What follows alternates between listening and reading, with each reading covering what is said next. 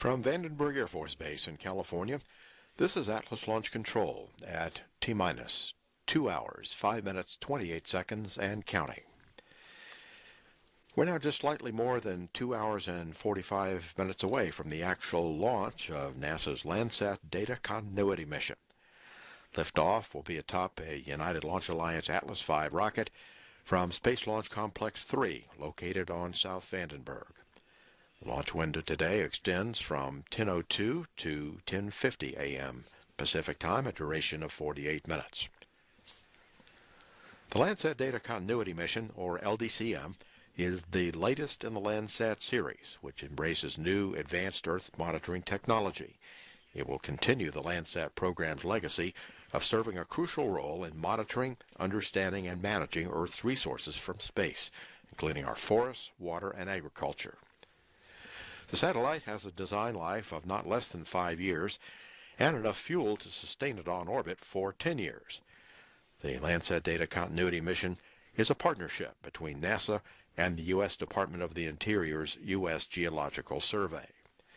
After 3 months of checkout by NASA, the observatory will be turned over to USGS for operation and will assume the new designation of Landsat 8. We've just completed a weather briefing to the launch team, and our forecast continues to be very favorable. Right now, there is still a 0% chance of not meeting our launch weather criteria today. The temperature at launch time is forecast to be near 43 degrees with a relative humidity of 89% and wind at approximately 5 knots. No significant clouds or weather. Fog is remaining offshore, and there's nothing on the radar.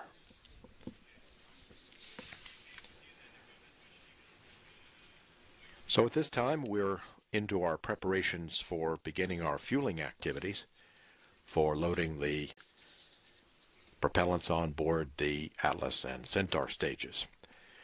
We're now at T-minus 2 hours, 3 minutes, 12 seconds, and counting.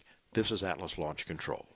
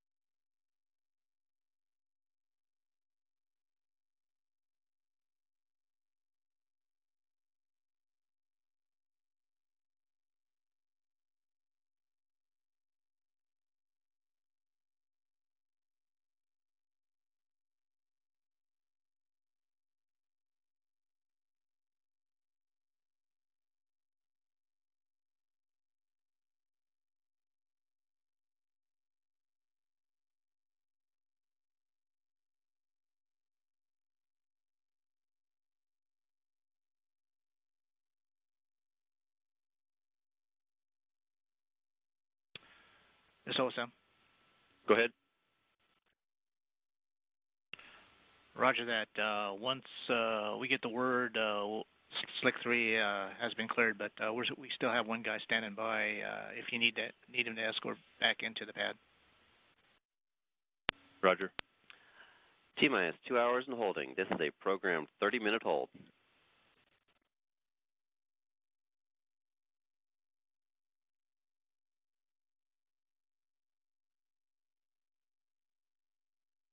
LC, this OSM. Go ahead. Slick 3 East has been cleared. Roger. Turn area warning system lights for Slick 3 East to red. Roger. AC is ready to outbrief the earlier reported condition with respect to the camera P Papa Delta to Victor. Roger. LD? LD's on and ready. And LM? NLM's on. Proceed, AC. Yes, ALE reported the loss of a camera that monitors for LOX leakage during tanking, camera Papa Delta to Victor. While that camera is mentioned in the RJS paragraph 1.1.5, it's not a requirement per that RJS. However, loss of that engine camera monitoring capability is not cause for a WDR or launch scrub. The RD-180 rep and VSE and the team concurred that monitoring would be done via other instrumentation in the engine section. So as a result, there was no waiver required to the TRD, and the team recommends proceeding with the cryo tanking on the basis of that monitoring capability via instrumentation. LC copies and concurs. LD? LD concurs. And LM? NLM concurs. Thank you, AC. ACF.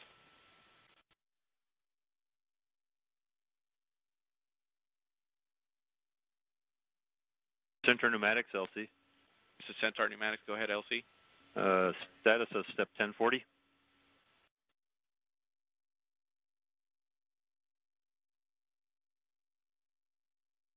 Centaur Pneumatics is ready to support SRV cycle test. Roger. Flight control, LC. Flight control. Perform SRV cycle test. Roger.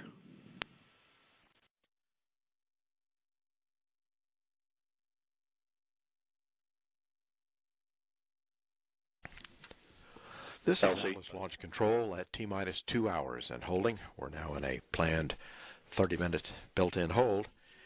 And joining us right now here in the Mission Director Center is Ann Castle.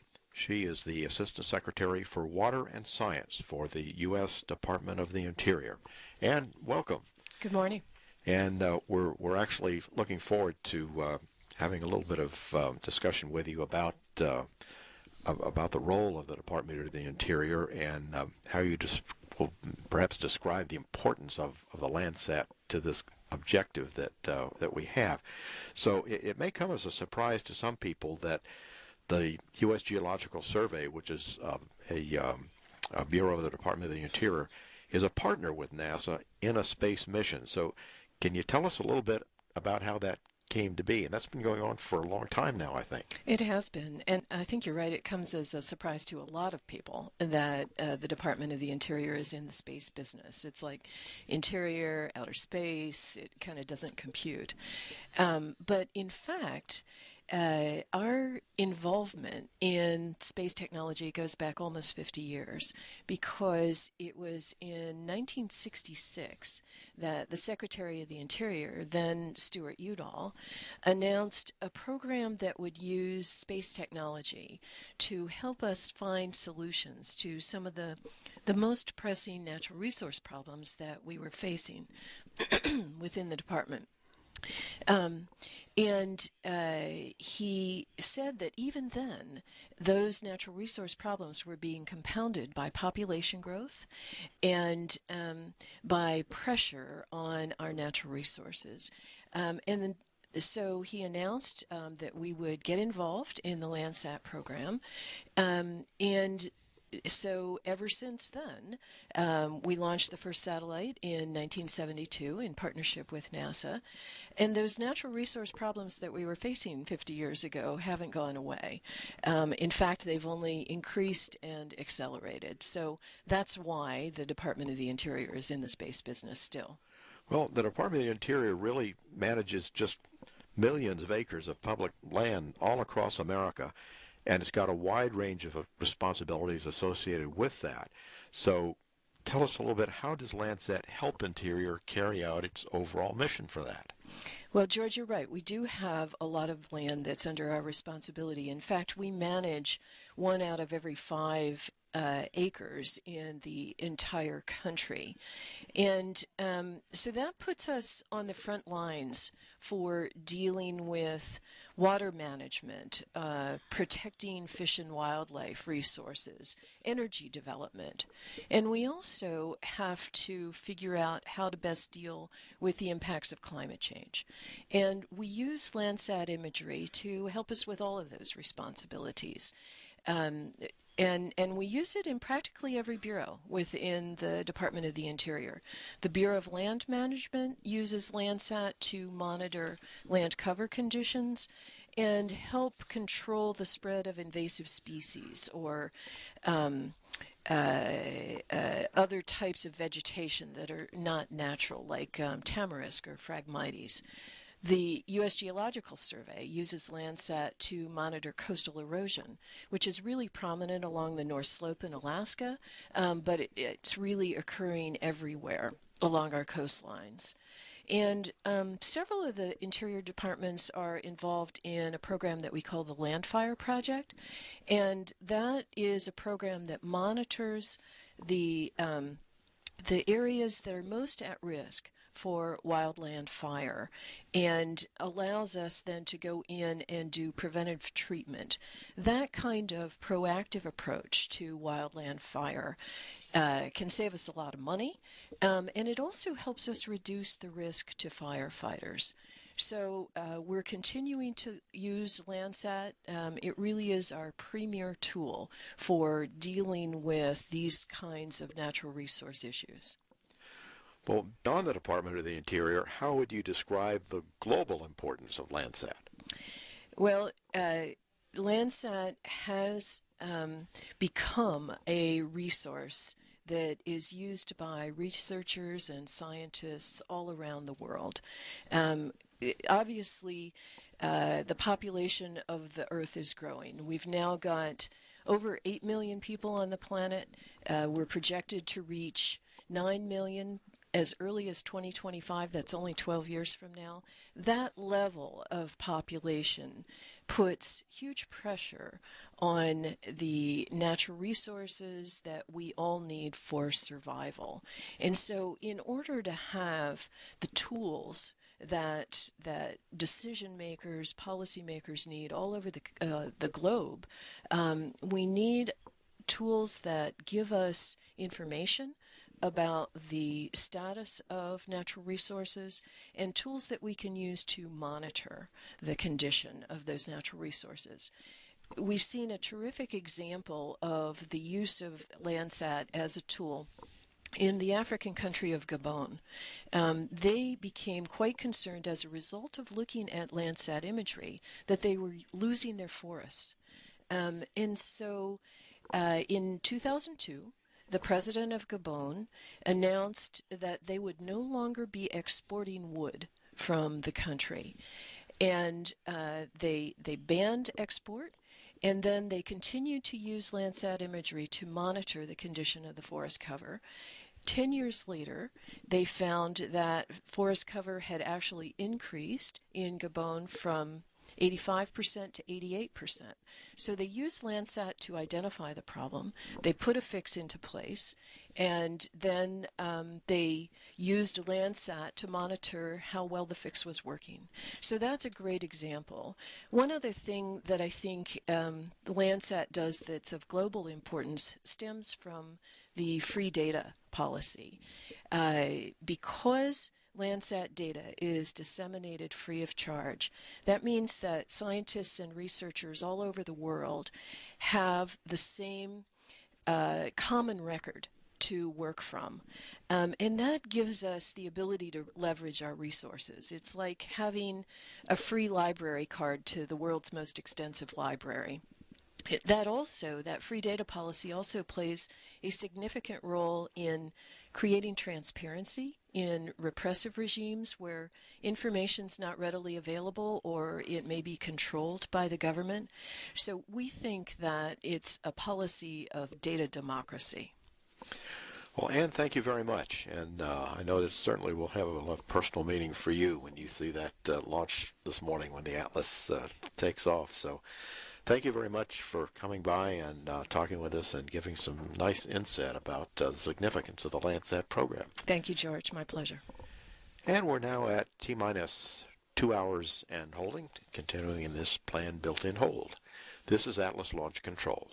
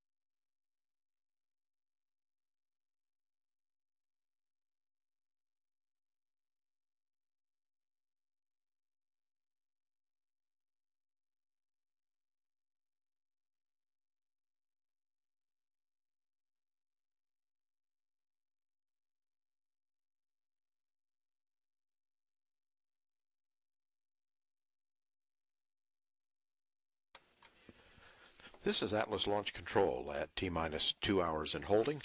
We're in the middle of a planned 30-minute built-in hold. Joining us now here in the Mission Director Center at the Public Affairs Console is Marcia McNutt. She is the Director of the U.S. Geological Survey. Marcia, welcome. And we'd like to maybe ask you a little bit about some details about what Landsat sees. It supplies moderate resolution imagery, which is really not sharp enough to see like an individual car or a house or something like that. Why is that a good thing? Why not use a sharper camera? Well, George, I think it is a very good thing because, of course, people in the United States, if not people everywhere, would naturally be quite concerned about privacy if Landsat were of such high resolution that they could look into people's homes or their backyards. So I think the moderate resolution is exactly the right level of resolution to look at changes at the solid Earth, but at the same time that it provides that moderate resolution, so the size feature it sees is about the size of a baseball diamond, it can also get the big picture. A single Landsat scene is about 100 kilometers by 100 kilometers. So in a single picture, you can see an entire landscape, but also drill down to the size of a baseball diamond. So it makes it the ideal tool to look at changes in the solid Earth without violating people's privacy. Well, you certainly made us aware of the value of moderate resolution imagery, and it still does exactly what we need it to do. But something we touched on a little bit with Ann is that you don't sell the imagery to the public. You give it away. And why do you think that's a good thing? Well, George, Landsat has been flying and delivering data for more than 40 years. So you can imagine during those 40 years, we've had the opportunity to experiment with just about every financial model you can imagine for how to distribute the Landsat data. So we have tried selling the data, we've tried commercial partnerships, and we have also had the current model, which is distributing it freely on the internet. And so I think there is no better way to show the efficacy of the current model than to show the failure of the past models. And that is, when we tried to sell the data, we not only didn't cover the costs of the program, but we found that we got the data into very few hands. We didn't encourage any commercial businesses, and we didn't have very much science coming out of the program. By giving the data away, not only did we spawn a number of businesses, but we are distributing millions of Landsat scenes and having immense success with the use of Landsat. And I think you could compare the current model with a Landsat equivalent to the National Weather Service. The National Weather Service freely gives out weather information, but yet it has spawned many weather businesses that take that basic information and packages it in products that are more useful for farmers, for aviators, for truckers, for anyone who needs and has benefit from more precise products. And that's exactly how we view Landsat. Well, our viewers might like to know something about how today's newest Landsat, which is going to be Landsat 8 once it's checked out and operating, how has that improved from the previous and the older satellites like Landsat 5 and Landsat 7, which I think have quite a legacy of their own? Yes. Well, we're very excited about Landsat 8. It will be the best Landsat ever in terms of the quality of data. Now, I have to say, with some tears in my eye, that there will never be another Landsat 5 in terms of longevity. Landsat 5 is a candidate for the Guinness Book of World Records, and I think if Landsat 5 were human, we would be making a Hollywood movie for Landsat 5. But Landsat 8 is using an entirely new technology. And the difference with the technology for Landsat 8 is that Landsat 7 used a technology which we call a whisk broom technology. And that is, as the satellite flies along its path, its sensors would whisk back and forth to view the entire scene across the swath. Landsat 8 uses what is called a push broom technology. So it has enough sensors that it doesn't have to sweep back and forth. It can just keep the sensors in one straight path and get the entire swath. So the difference is, let's suppose, George, I'm in a crowd and I'm looking for you. So let's suppose I have to scan the crowd and I'm looking with my eyes back and forth and I'm saying, whoa, did I see George? And I'm looking with my eyes back and forth and I'm saying, oh, maybe I saw George. Whereas if instead I'm staring right at you, I'm sure I saw you. So that's the difference between the signal to noise in the push broom versus the whisk broom. You're sure you detected the feature and you've got much better accuracy. In addition, there are 2 more spectral bands in Landsat 8 versus Landsat 7. One is a coastal band, which is going to get much higher resolution of changes along our coast. And Ann Castle already told you about how important Landsat is for viewing changes along our coast with sea level rise and everything else. And there's also a cirrus cloud band. In addition, there are going to be 2 thermal bands for looking at changes in water budget. So, big improvement. Well, what does all of this mean to the overall environmental health of the area that it's monitoring, and particularly does it have a real value in economic terms to the economy? This is how I'd say. Certainly Americans, and I'd say increasingly everyone in the world where the people are rising into the middle class, they are demanding not only economic prosperity, but they also want a better environment.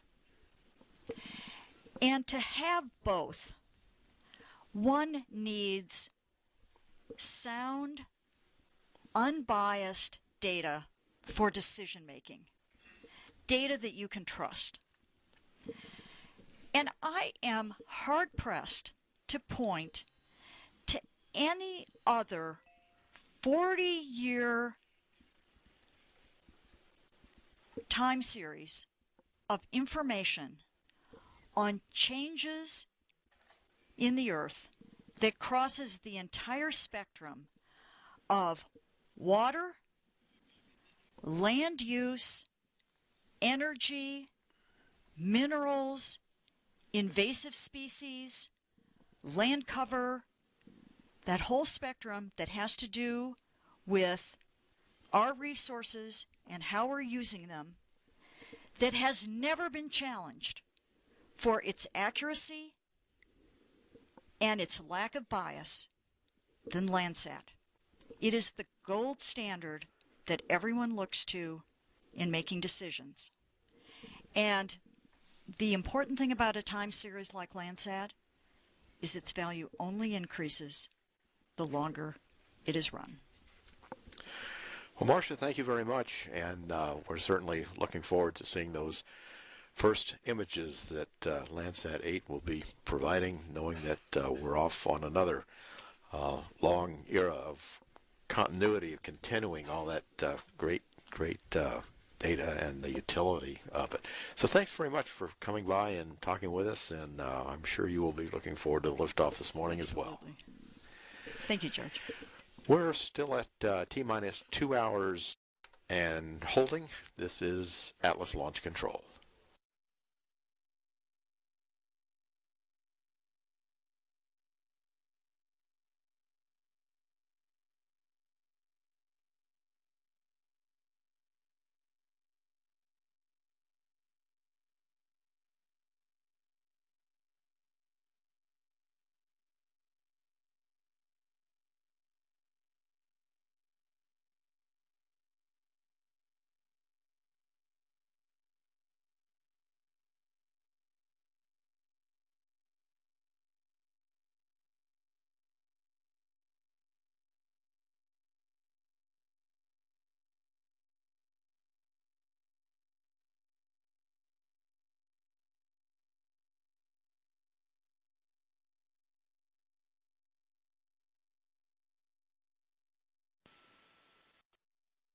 Pre-test briefing.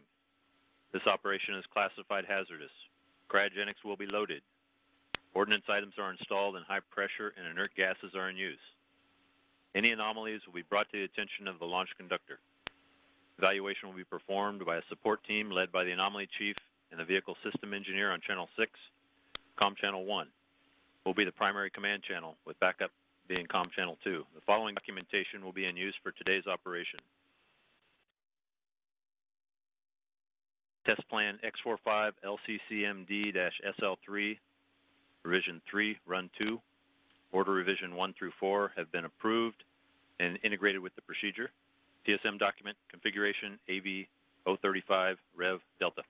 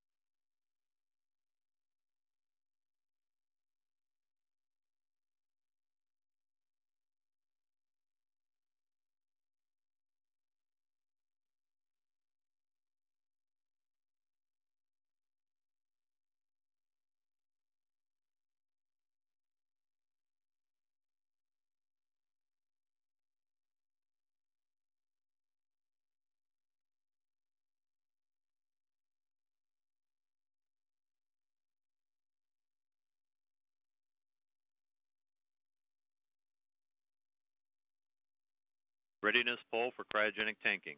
Atlas systems. Propulsion. Ready. Hydraulics. Ready. Pneumatics. Ready. LO2. Ready. Water. Ready. Centaur systems. Propulsion. Ready. Pneumatics. Ready. LO2. Ready. LH2. Ready. HASGAS. Ready. Electrical systems. Airborne. Ready. Ground. Ready. Facility. Ready. RFFTS. Ready. Flight control. Ready. Instrumentation. Ready. COM. Ready. Timer. Ready. GC cubed. Ready. Umbilicals. Ready. ECS. Ready. Redline monitor. Ready. Quality. Ready. OSM. Ready. ULA safety officer. Ready. Range and weather. Ready. Launch director. Ready. Proceeding with count. Verify count to start at 15:52 Zulu. Verified.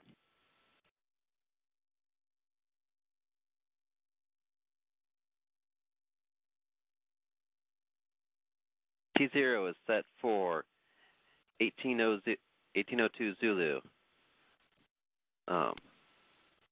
Set count to start at 15:52 Zulu. Roger.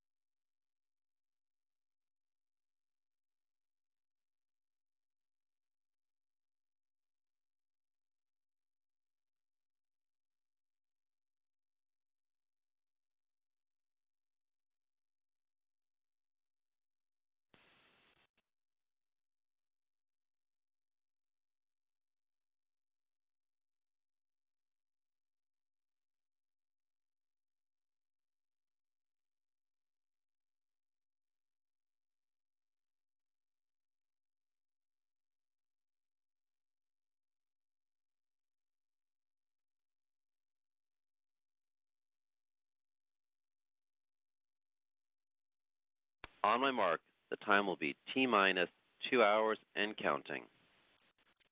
3, 2, 1, mark. Start Centaur bottle pressurization to flight level. Roger. Start Atlas AHB pressurization to flight level. Roger. Pressurize Atlas RP1 tank to step 2. Roger. Adjust CISA temp to 110 degrees Fahrenheit. Roger. Apply onboard video power. Roger.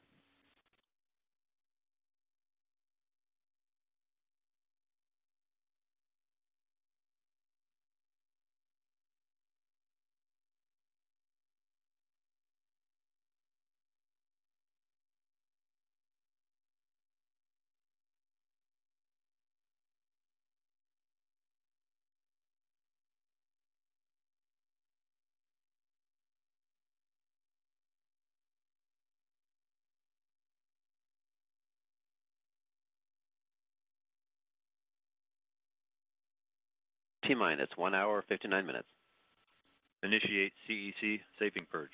Roger. Start CEP to high flow. Roger. Start CFA purge in displacement mode. Roger.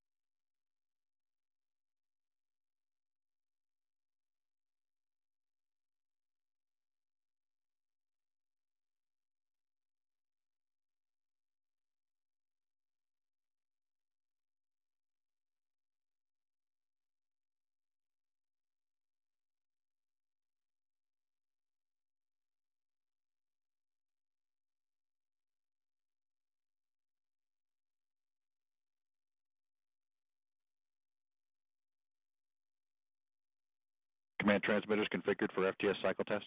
Roger.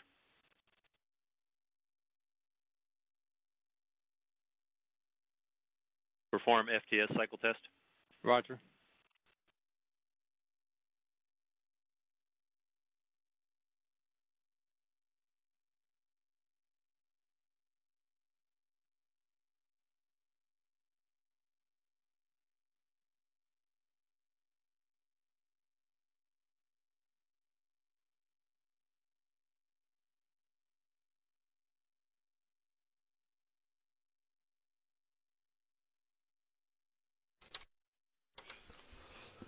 This is Atlas Launch Control at T-minus 1 hour, 56 minutes, 40 seconds, and counting.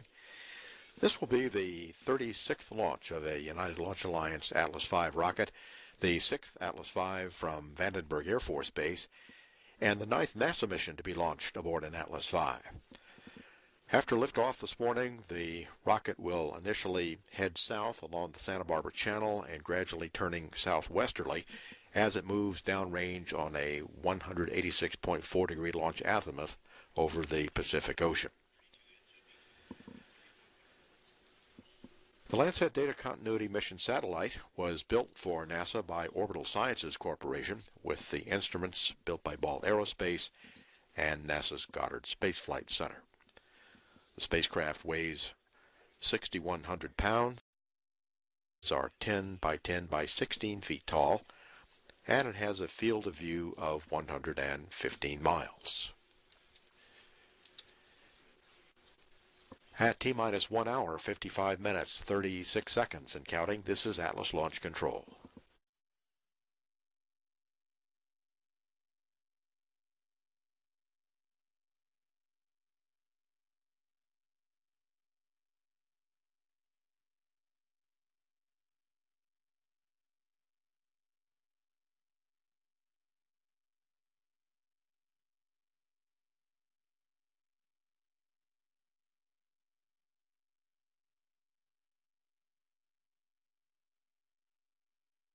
T-minus 1 hour, 55 minutes. Verify solar radiation monitoring is active with LWO.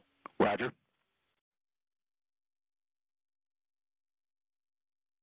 LC Flight Control. Go ahead. Secondary adjust TechX file adjust underscore AV035 underscore 04 with SDLCRC of Baker 298 has been received, verified, and loaded into the FTINU. Roger.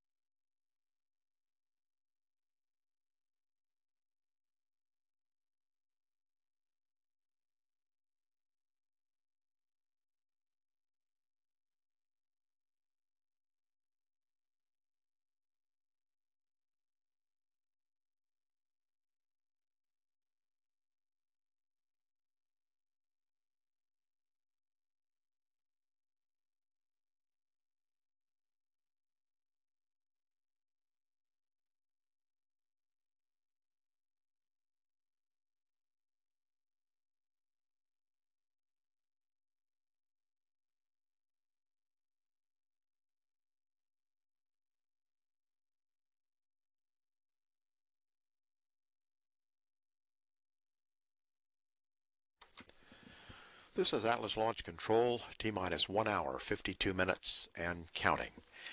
Just a couple of minutes, we're going to be kicking off our fueling operations, our tanking activities, with the chill down of the systems for our cryogenic propellants, and we should hear that begin in just about 2 minutes. That begins exactly 2 hours before the planned liftoff. Our weather forecast continues to be very favorable. We have a 0% chance of not meeting our launch weather criteria. A little bit of fog, but it's offshore. Nothing on the radar. Mostly clear skies. No significant clouds or weather.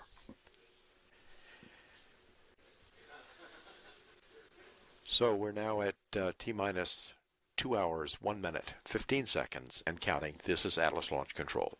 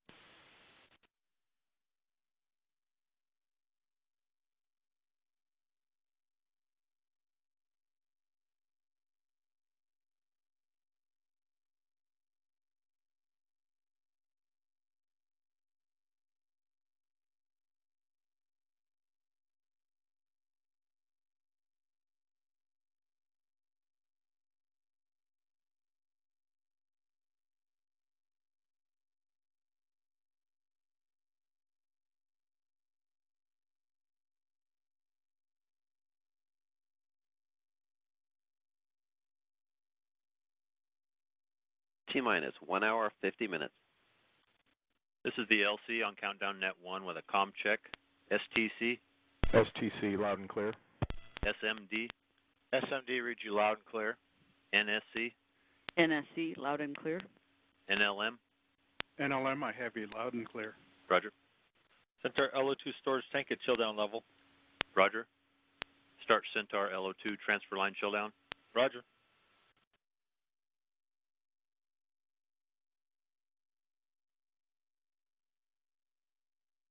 CFA purge and displacement mode. Roger. Start Atlas LO2 vaporizer pre-chill. Roger.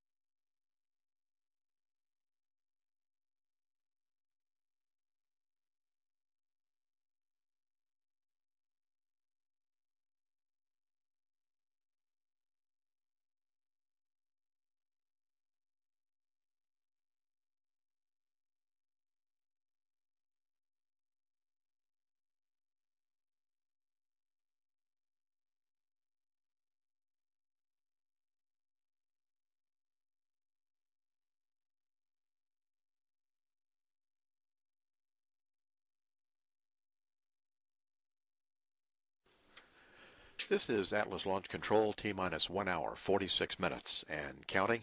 We're about a minute away from actually starting our tanking operations. One interesting thing today is that we have 3 cameras on the rocket, 2 on the Atlas, 1 on the Centaur. On the Atlas, one is facing down, the other is facing forward, and the one on the Centaur is going to be facing forward toward the spacecraft. So we should have some very good video during launch throughout the flight coming to us, and we'll be putting that out for you as long as the video is usable. We're at T-minus 1 hour, 45 minutes, 15 seconds and counting. This is Atlas Launch Control. Tank stable, step 2 pressure. Roger. ECV stable at prefill. Roger.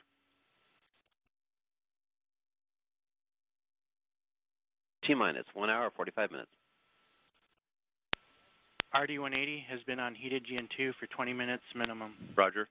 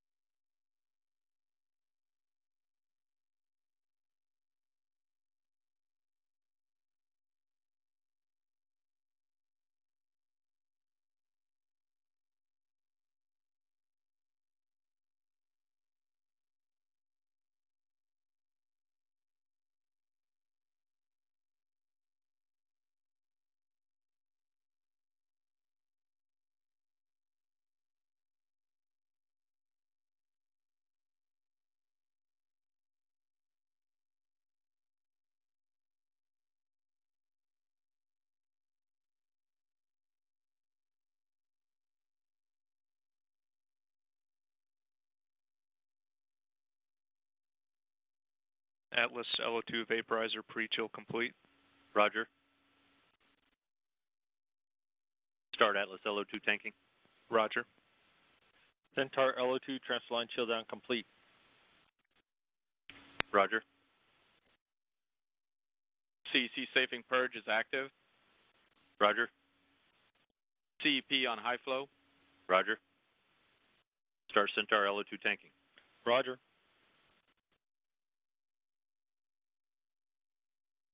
T-minus 1 hour, 43 minutes.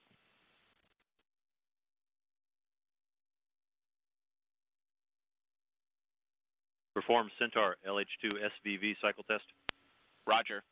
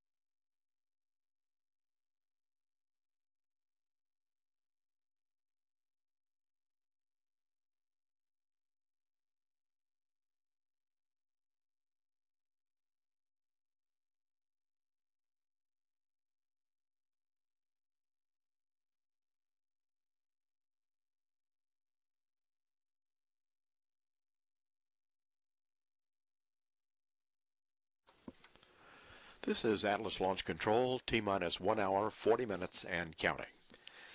Upon liftoff, tracking of the Atlas V rocket will be done by the Air Force Western Range, beginning with the antennas at Vandenberg Air Force Base. Then shortly after launch, the vehicle will also be acquired by the Santa Ynez tracking station above Santa Barbara. The next station to acquire will be the Navy tracking station at San Nicolas Island, one of the Channel Islands off the coast west-southwest of Los Angeles. At that point, the TDRS West tracking and data relay satellite begins coverage. This coverage will continue until acquisition by TDRS East, and between the two satellites, there will also be coverage on the ground, supported by stations at Oak Hanger, England, Thule, Greenland, and Hawaii. The spacecraft separation from the Atlas V will be occurring within the range of the Oak Hanger, England tracking station.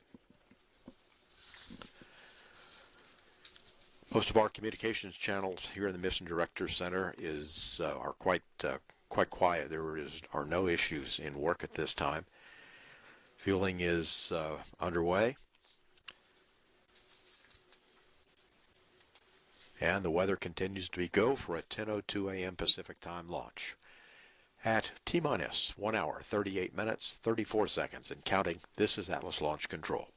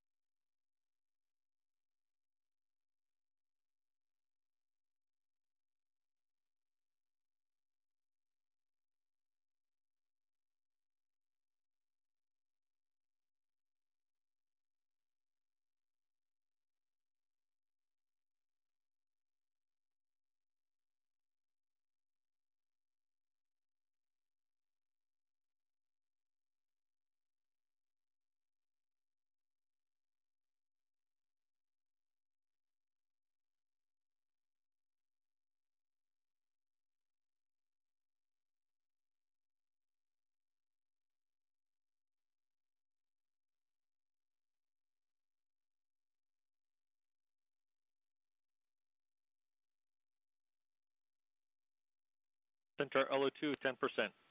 Roger.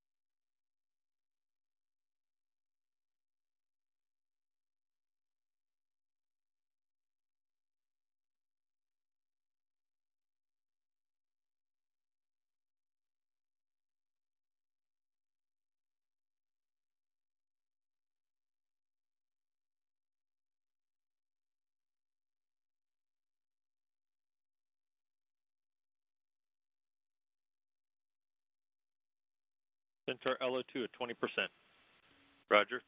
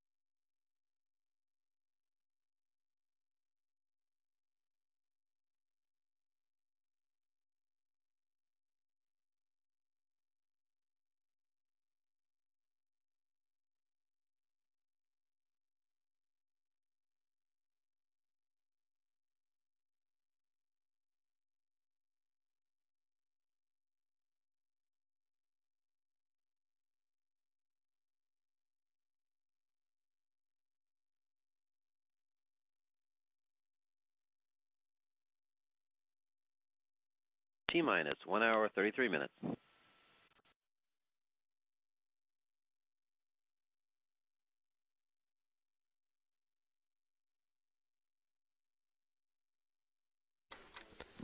This is Atlas Launch Control, T-minus 1 hour, 32 minutes, 44 seconds, and counting. We're going to look now at some video taken earlier this morning of the gantry being pulled away from the Atlas V rocket with the LDCM spacecraft. This was something that actually began while it was still dark at Vandenberg at about 5:22 a.m. this morning.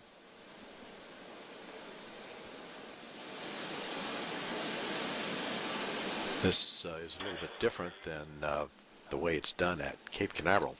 At the Cape, the rocket comes to the pad, whereas here the rocket is already on the pad and the gantry pulls away from the Atlas V.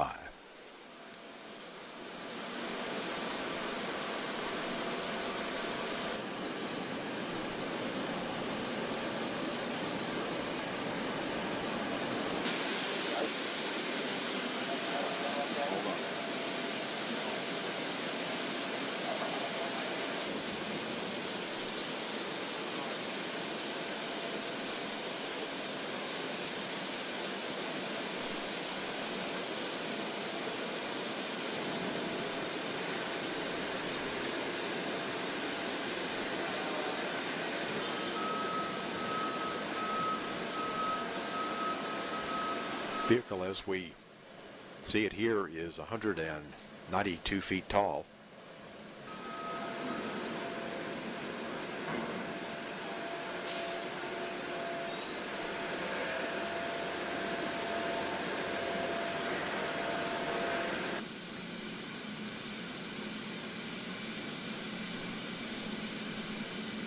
Fairing on top of the rocket is 16.5 feet in diameter. Now the entry is mostly back from the Atlas V.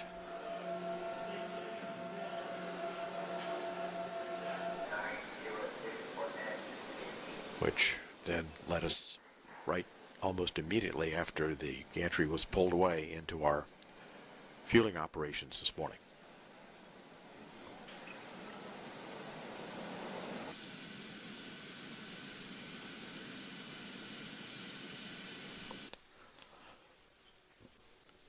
Little bit of mist this morning early, but most of that has gone at this point. There is a little bit of fog offshore, but for the most part we have clear skies. We're going to be looking at a time-lapse video of the gantry rolling back here in just a moment.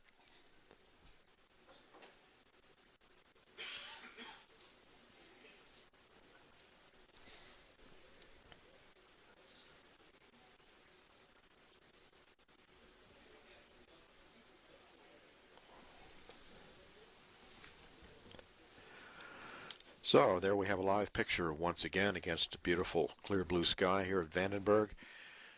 Our fueling operations are continuing to go well, and we're at T-minus 1 hour, 29 minutes, 7 seconds and counting. This is Atlas Launch Control.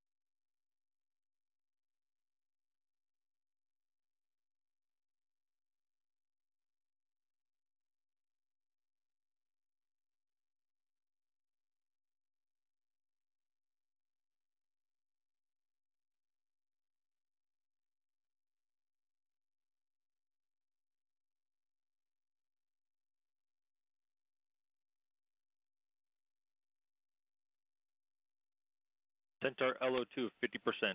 Roger.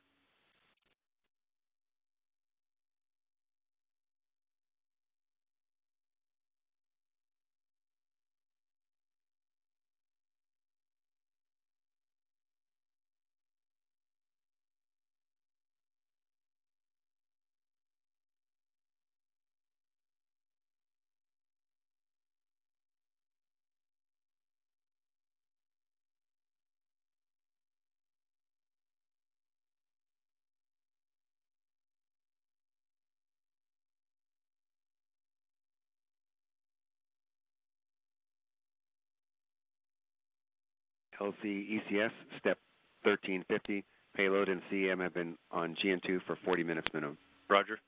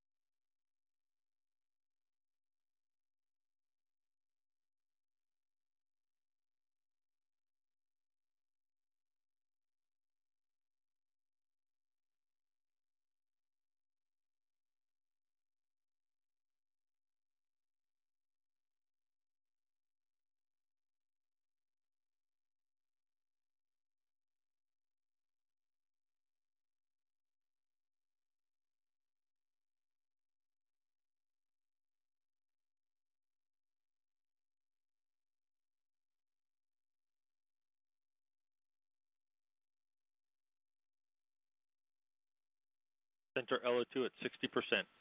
Roger.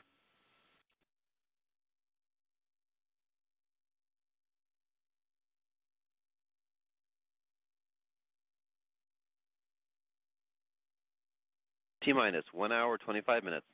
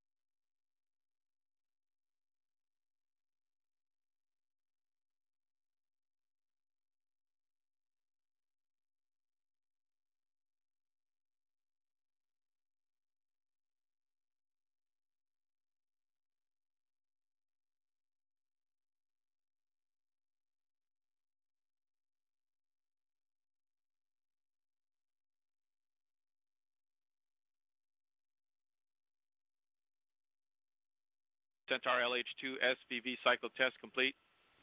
Roger.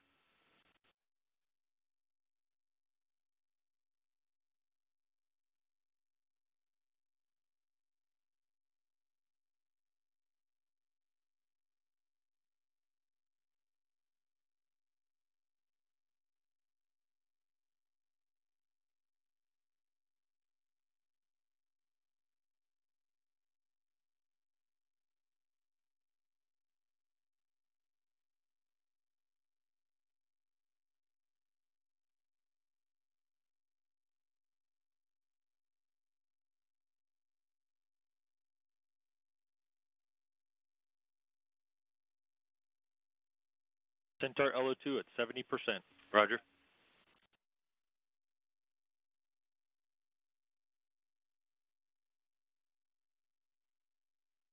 CFA purge has been in displacement mode for over 25 minutes. Roger. Centaur LH2 storage tank at chill down pressure. Roger.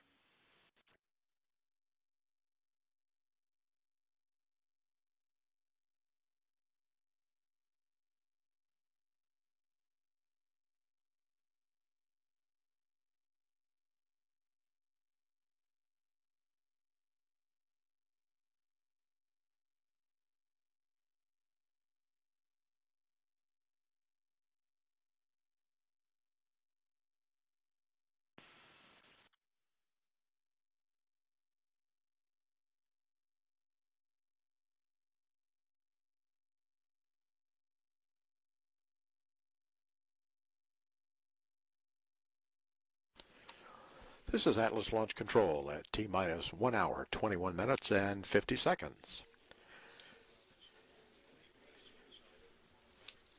We're being joined now here in the Mission Director Center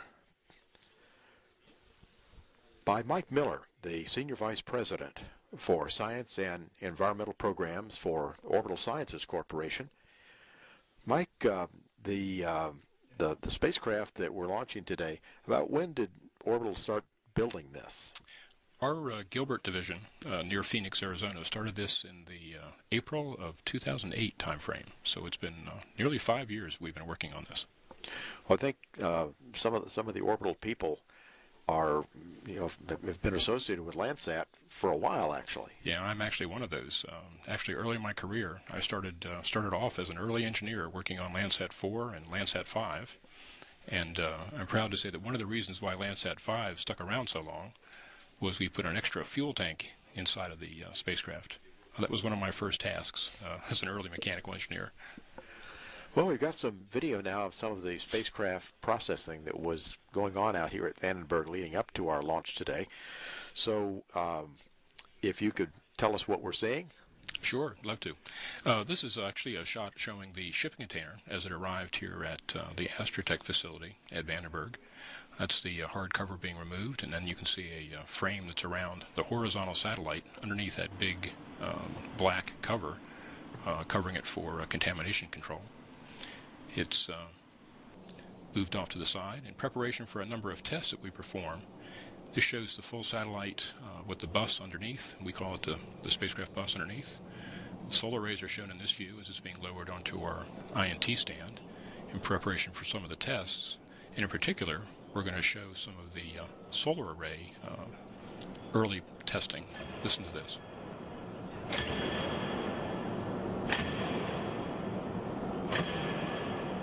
And with this, you see we've actually released 4 individual bolts that allow for the solar array to come away slightly from the spacecraft, verifying the operation.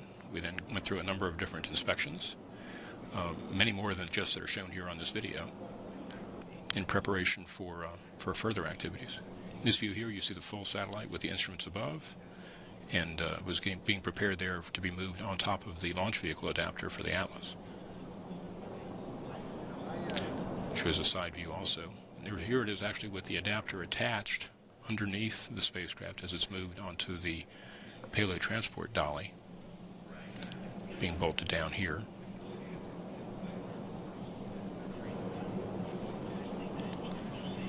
And next you see one of the fairing halves for the nose cone on top of the rocket being positioned. This is the other one with the LDCM logo being shown prevalently. There you go, again, a good shot of that. This shows the final view with the instruments on the top, the OLI and tiers, and the spacecraft bus underneath as one fairing half gets put into position, and then the other one moved very carefully. You'll see some video here of how slowly and precisely it's moved into position.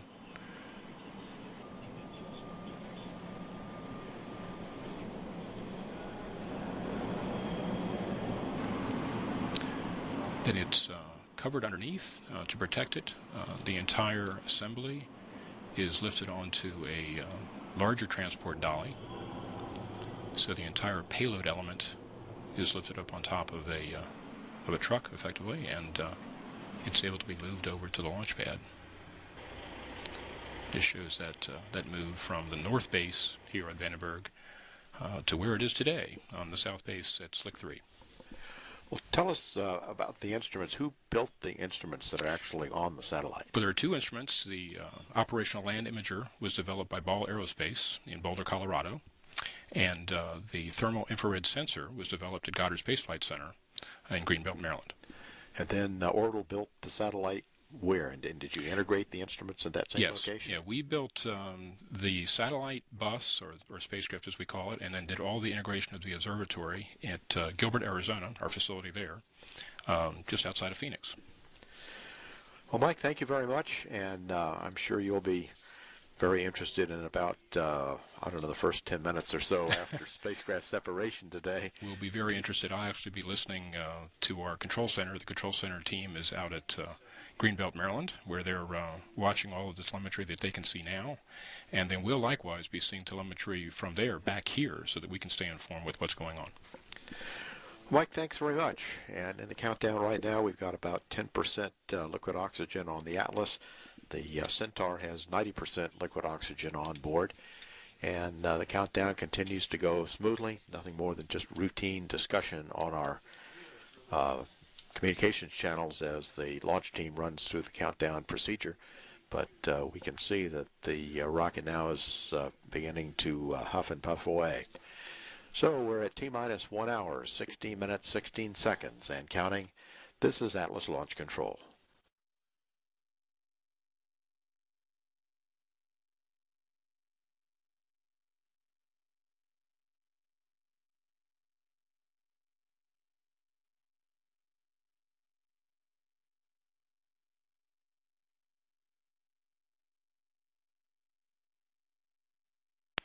Centaur LO2 at 95%, topping started. Roger.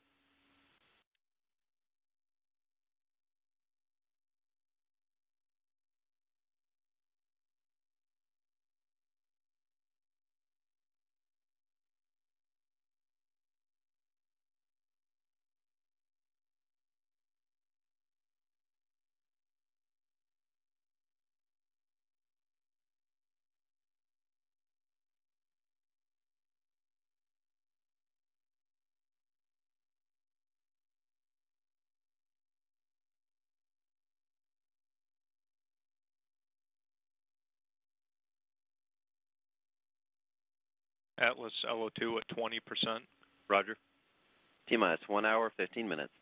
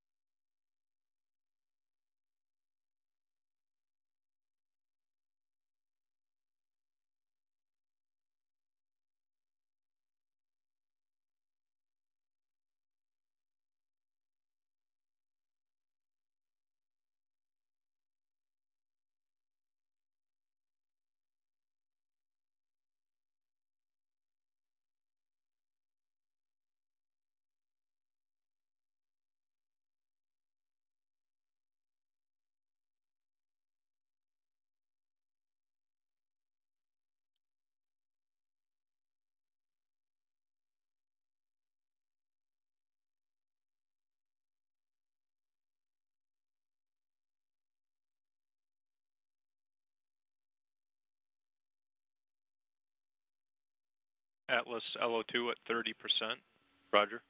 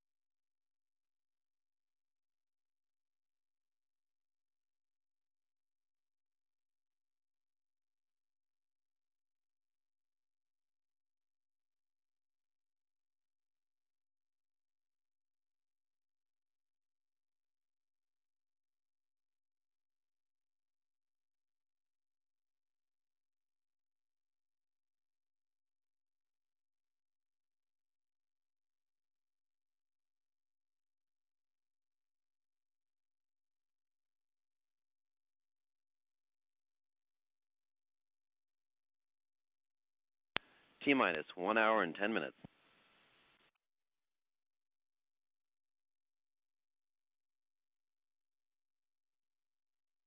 LCS Yeltsin, be advised the impact limit line is cleared. Roger.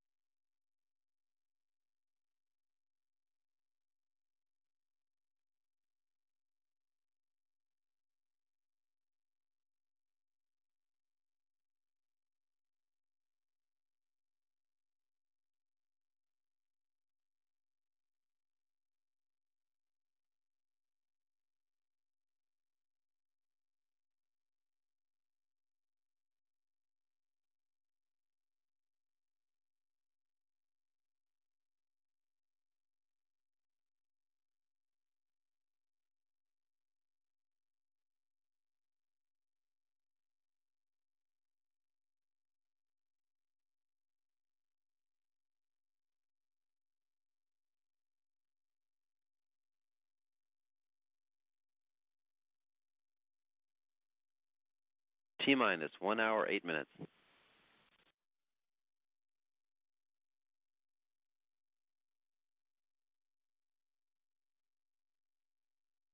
Atlas LO2 at 40%. Roger.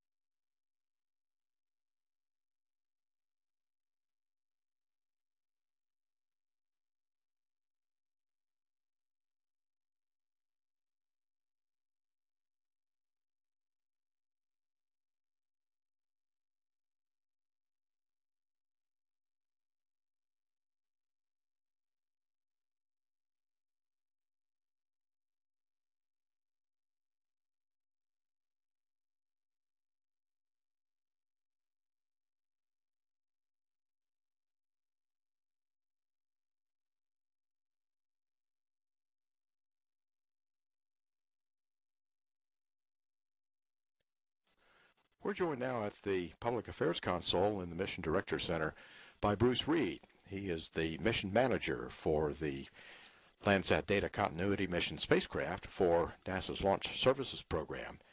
And Bruce will be walking through some of the things that we've been doing to get the Atlas V and the LDCM satellite ready for our launch today. Bruce, first of all, tell us a little bit, have there been any unique requirements that we've had to do to prepare for LDCM?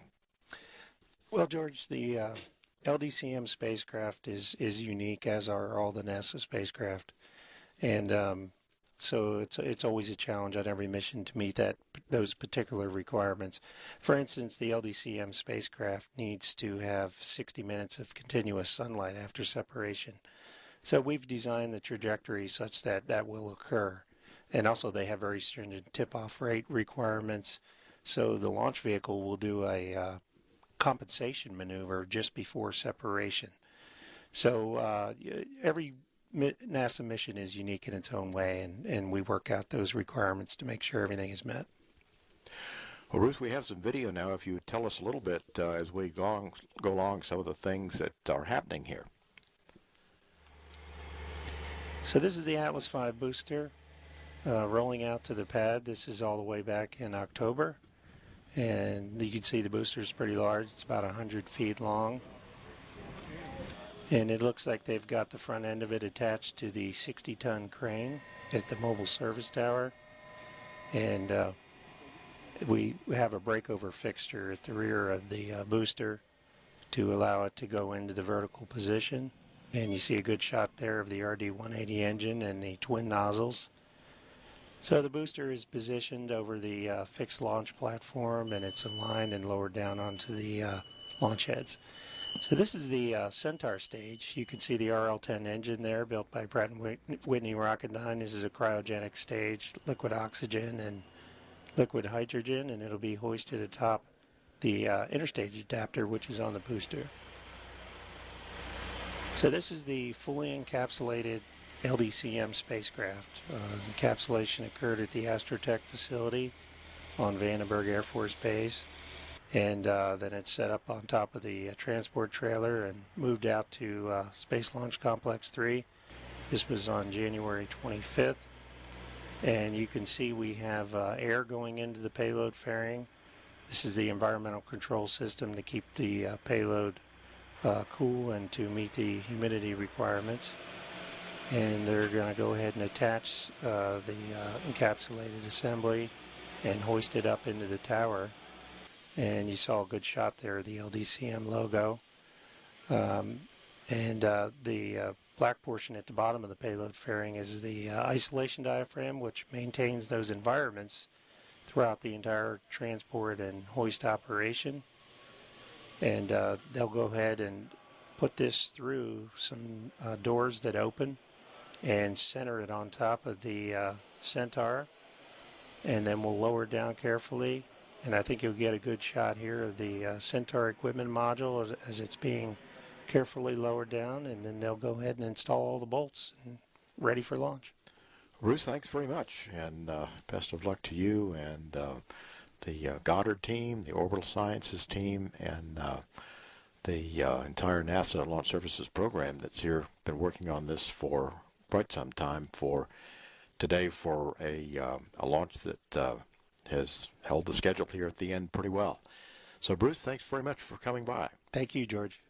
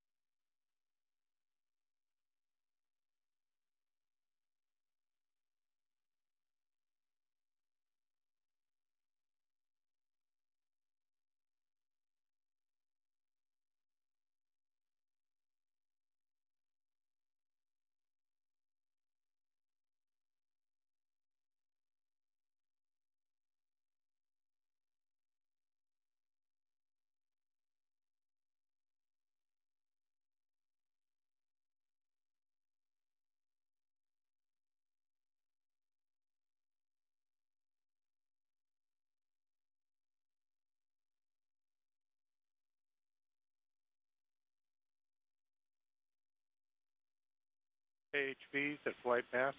Roger.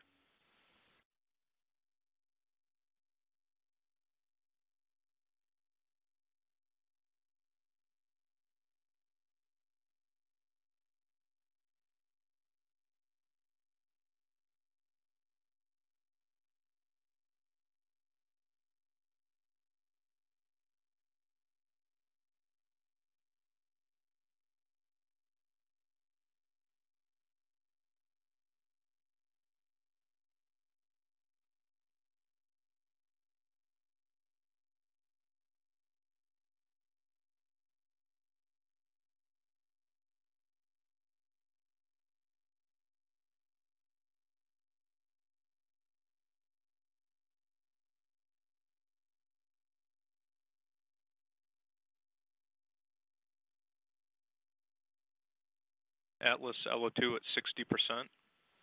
Roger. Initiate BRC ECS flow. Sir.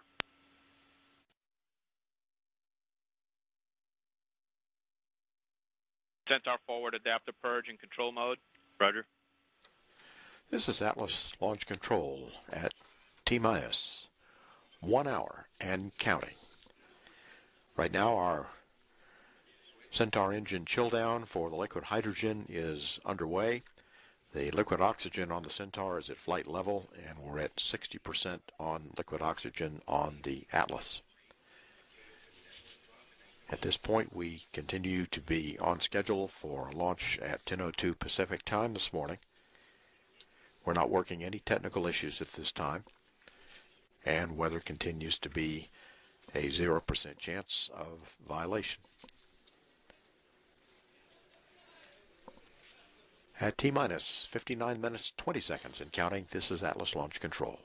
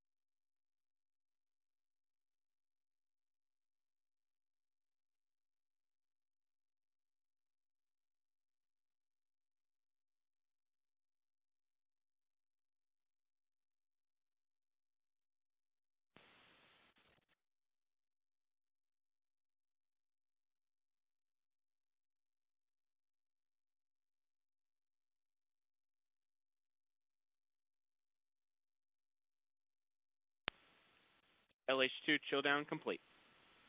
Roger. Start LH2 tanking. Roger. Adjust CEM ECS temperature per TRD. Roger.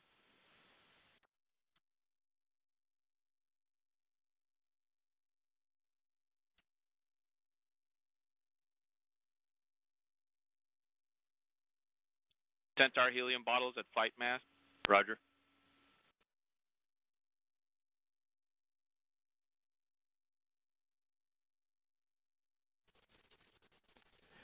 Joining us now here at the console in the Mission Director Center is Vernon Thorpe.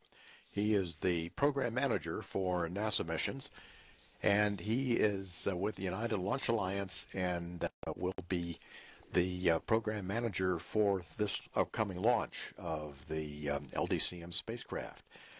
Vern, first of all, an Atlas out here is not a frequent, or has not been a frequent occurrence for NASA. Tell us a little bit about this history of this launch and how this evolved. Yeah, certainly. The last time that we were here launching an Atlas rocket from Vandenberg for NASA was in December of 1999, and that was the EOS Terra mission. In fact, I was here, I think, in this very room for that launch as well.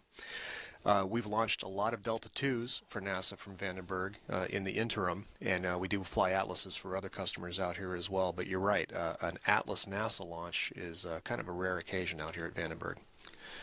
Well, Vern, as far as the Landsat Data Continuity Mission, we have a flight profile that would like for you to run through for us and tell us a little bit what's going to happen after we get to liftoff.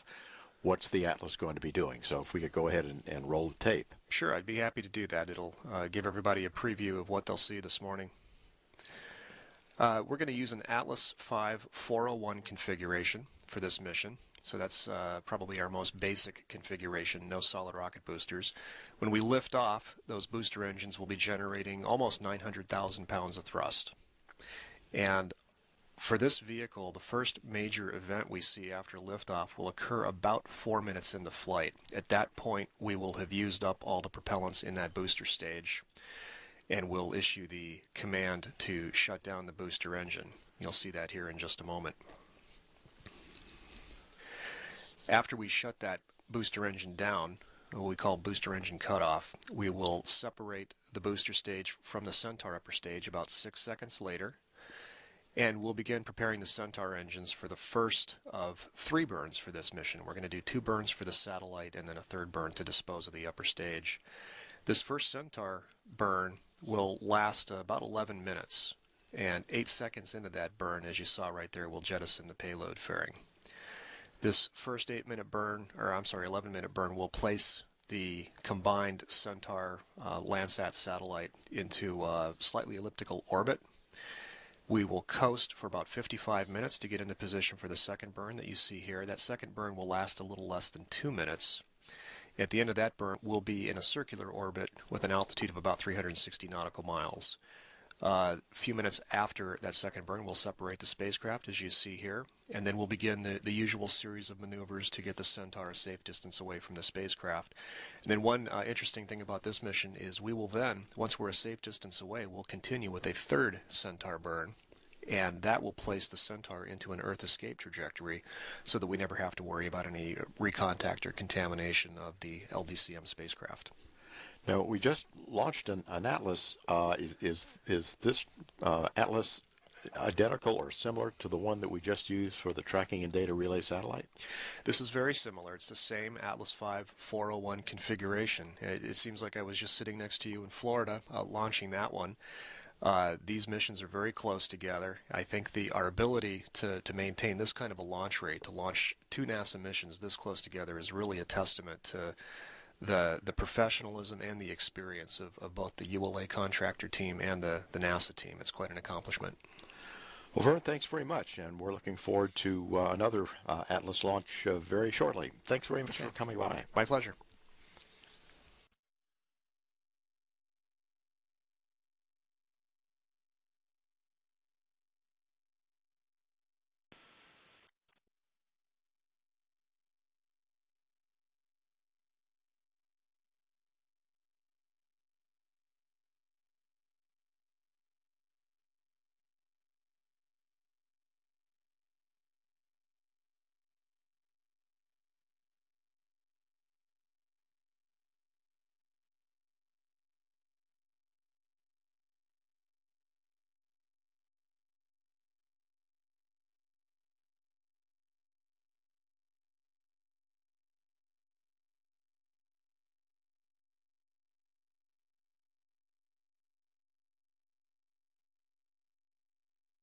Atlas LO2 at 80%. Roger. Pressurize ECB to flight pressure. Roger.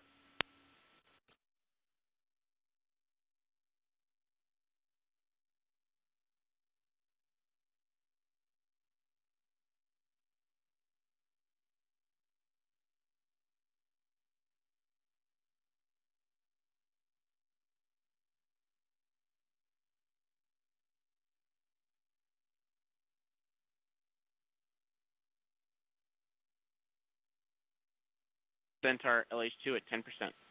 Roger.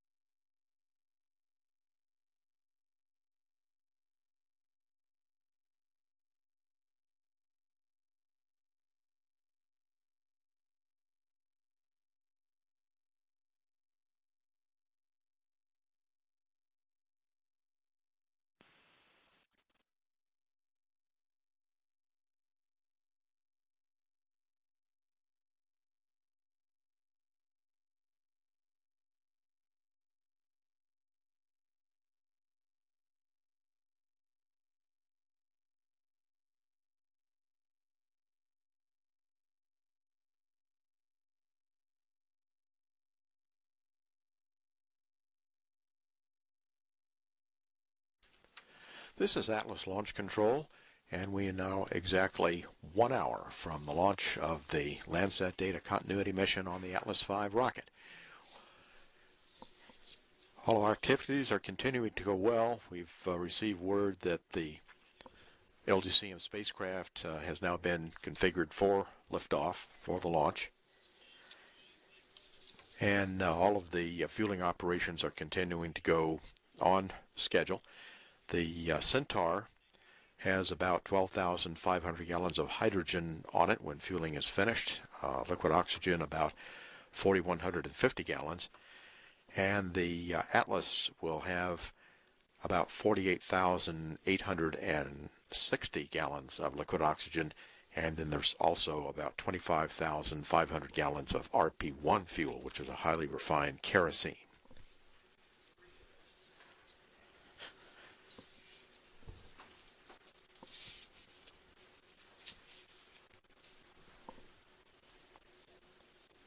At liftoff, our initial coverage, both for video and for communications, will be coming through 2 tracking sites located here at Vandenberg Air Force Base, and they will continue to track for about the first 9 minutes of flight. Also downrange, a tracking station at San Nicolas Island in the Pacific, also still in the Channel Islands, off the coast of Los Angeles, will begin acquiring the rocket and sending data back. We have 3 cameras on this rocket. As we've mentioned, there are 2 on the Atlas, one facing aft, one facing forward, and then there's also a camera on the Centaur, on the front of the Centaur facing forward. At T-minus 48 minutes, 5 seconds and counting, this is Atlas Launch Control. 90%. Roger.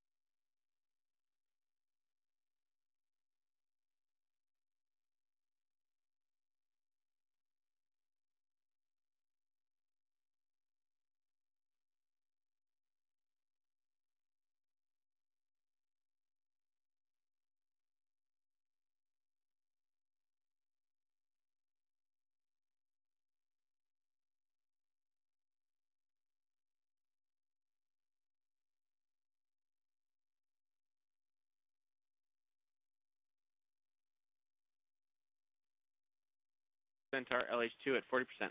Roger.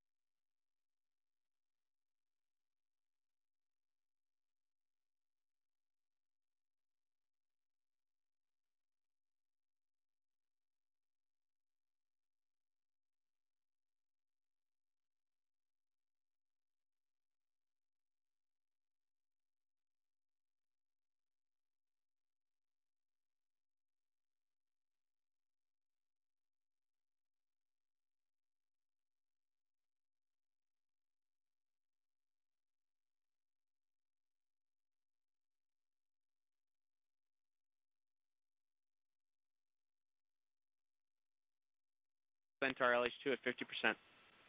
Roger.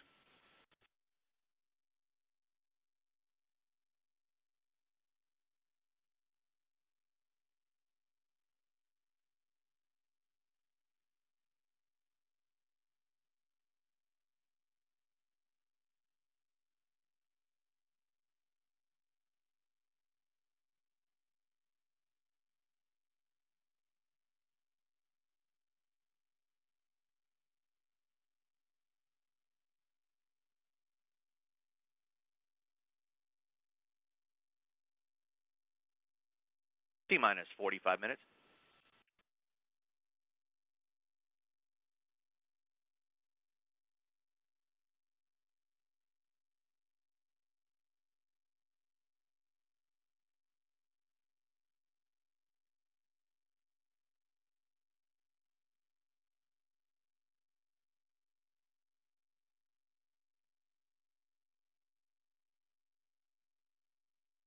Atlas LO2 at 97.5%, topping started.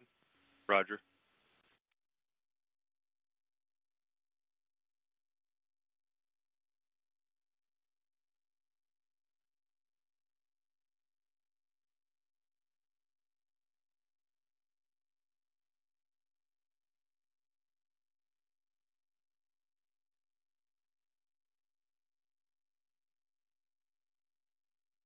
Centaur LH2 at 60%.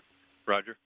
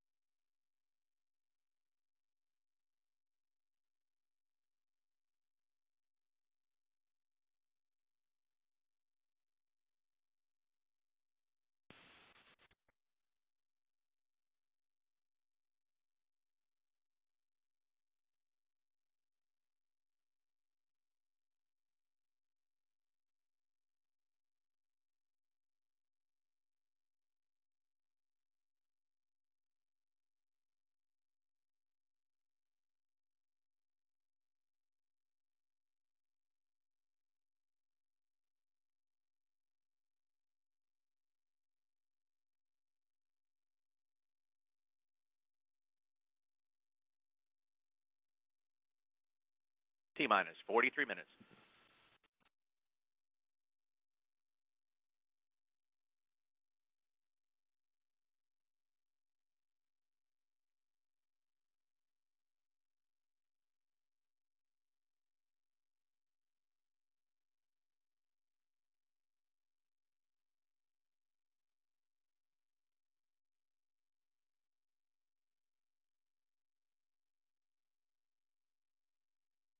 Centaur LH2 at 70%.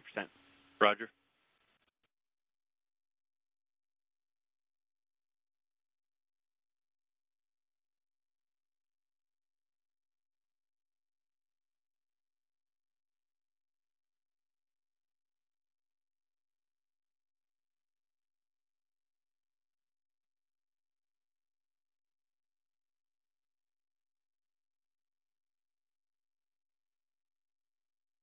T-minus 42 minutes.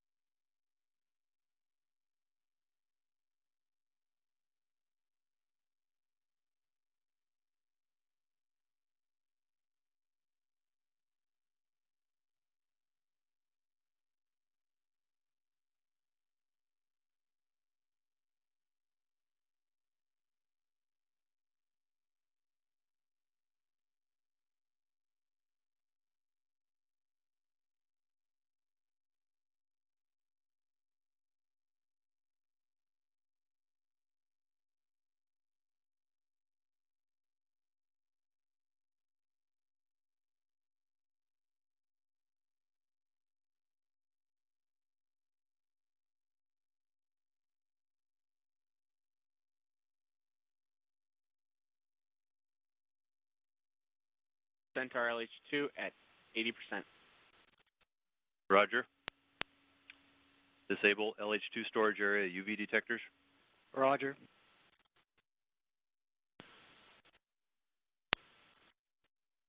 Atlas LO2 at 99.6%. Roger. LH2 storage area UV detectors are disabled. Roger.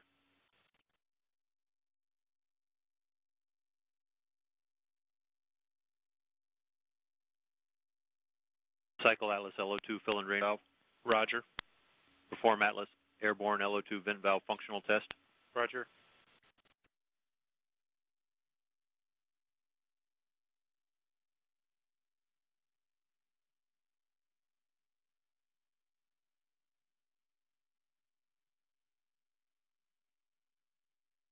T-minus 40 minutes. Start final open loop FTS test. Roger.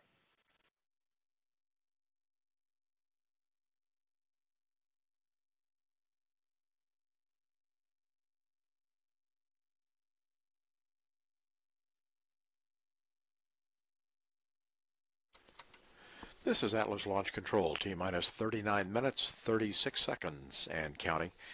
Today's launch is dedicated in memory of United Launch Alliance employee Frank McDermott and his 55-year aerospace career with ULA, Boeing, McDonnell Douglas, and Douglas Aircraft. Frank McDermott led several successful property management organizations and was considered an icon in the field. Frank was one of the original members of the National Property Management Association and held key position as past president, national chairman, and consulting fellow. Frank's work was his passion, in which he found a tremendous amount of fulfillment, and he was widely recognized as a mentor in the advancement and application of property management initiatives. Frank's leadership, experience, and enthusiasm will be sorely missed. There is a dedication to Mr. McDermott on the rocket today.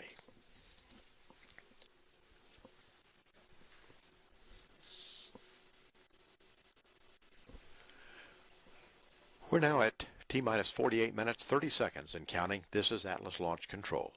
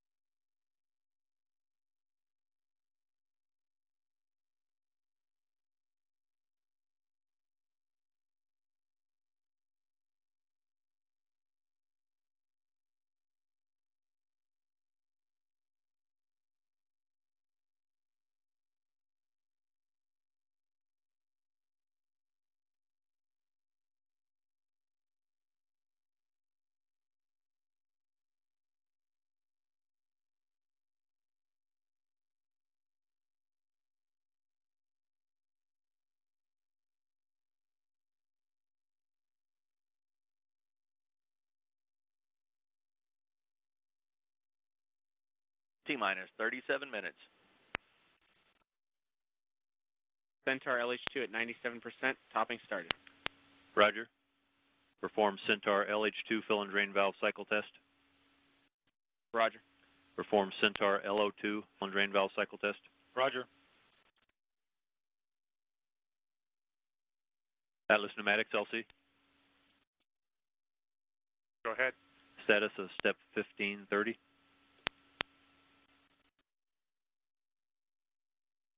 I called that in earlier. ECV's at flight pressure.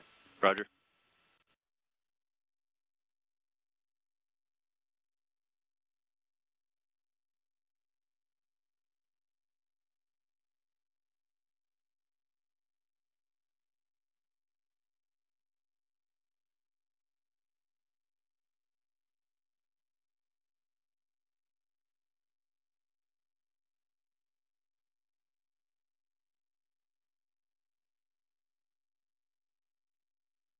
This time all steps are complete through step 1560.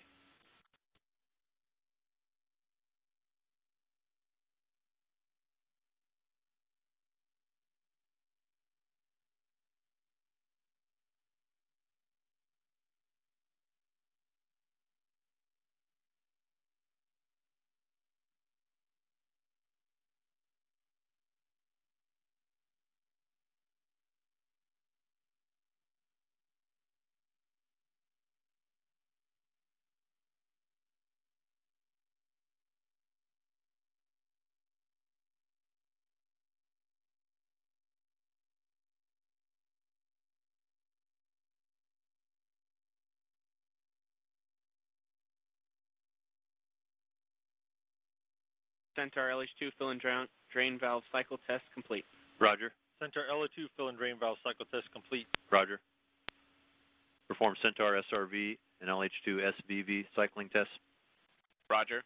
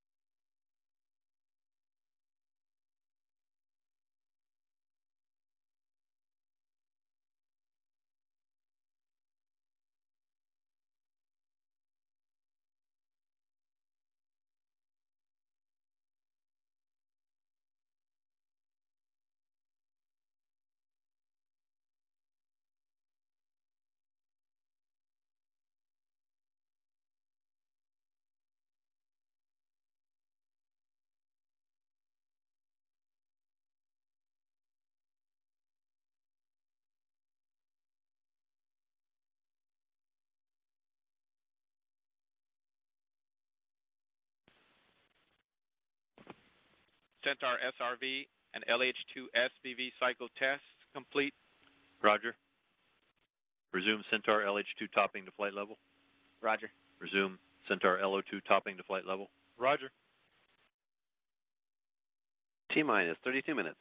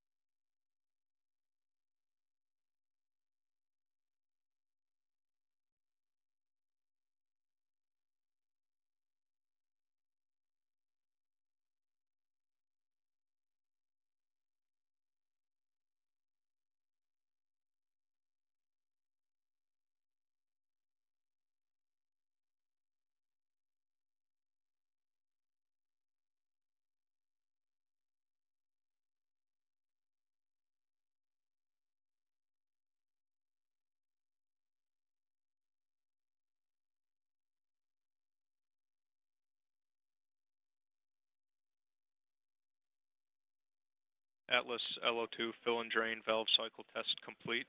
Roger. Atlas LO2 airborne vent valve functional test complete. Roger. Perform pogo suppressor charge. Roger.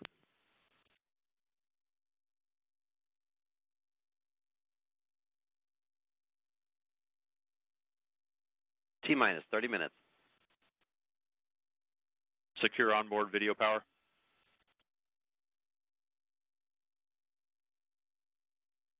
Roger.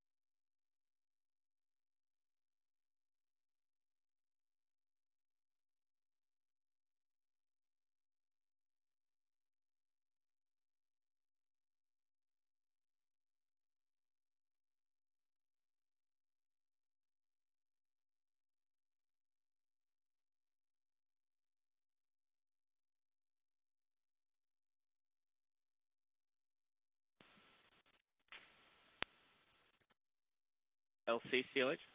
Go ahead. Step 1790, Centaur LH2 is at flight level. Roger.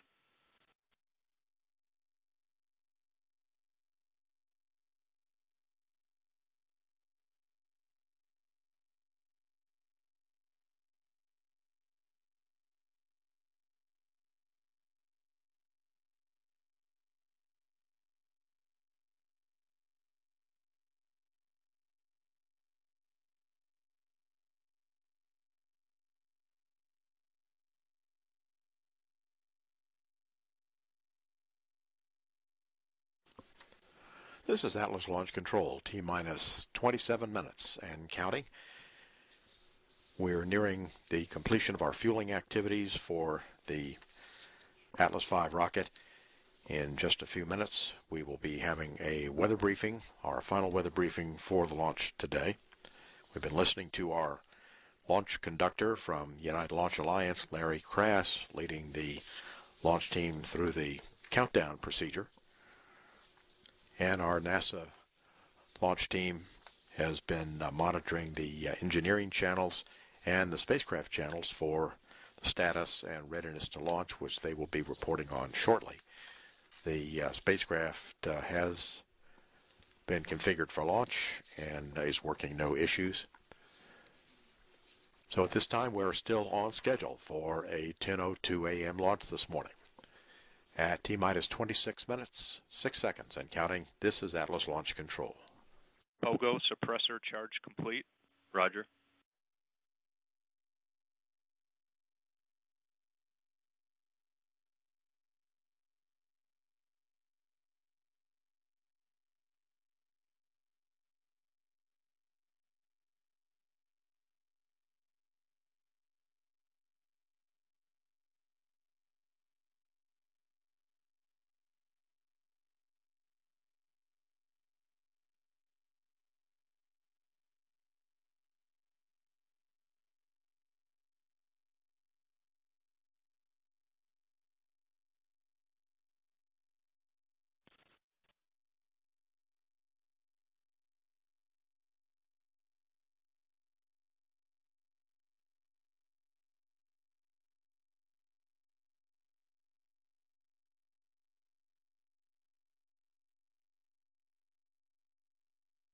T-minus 25 minutes.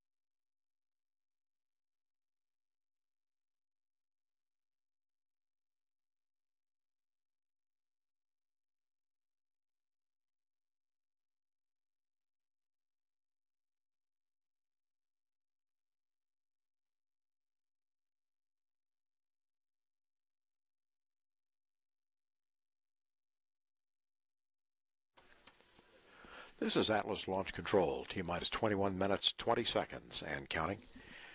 Coming up in about another minute and a half, we will have our final weather briefing from First Lieutenant Jennifer Kelly from the Air Force here at Vandenberg Air Force Base in the weather office. And that will be our final weather briefing for the countdown.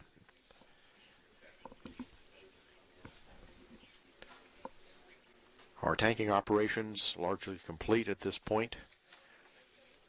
Next major activity will be placing the spacecraft on in terminal tower just before we go into the terminal countdown sequence at T-minus 4. We do have a 10-minute built-in hold remaining at T-minus 4 minutes.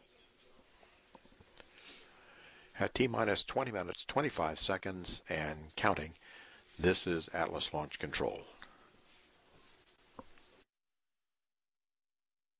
Conduct a weather briefing on Channel 8 Weather Conference Net and verify weather restrictions and vehicle exposure per TRD. Roger.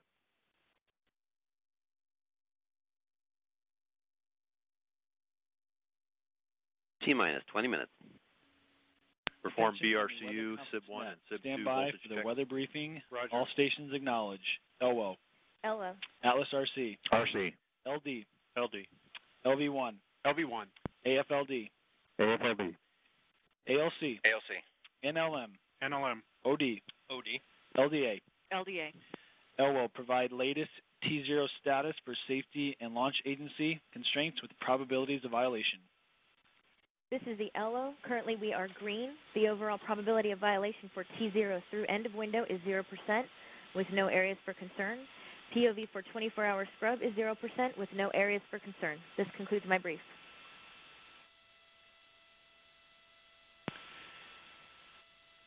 LD, please provide LLPS waiver decision on channels 3 and 5.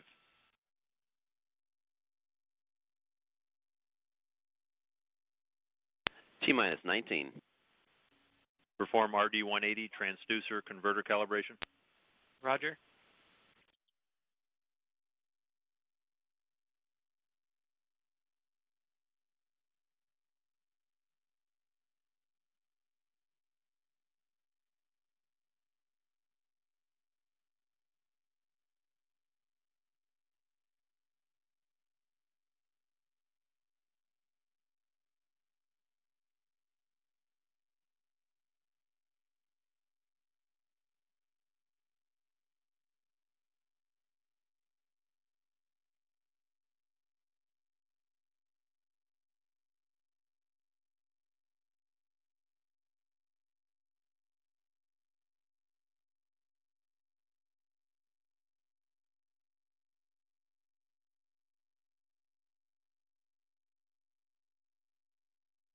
T-minus 18.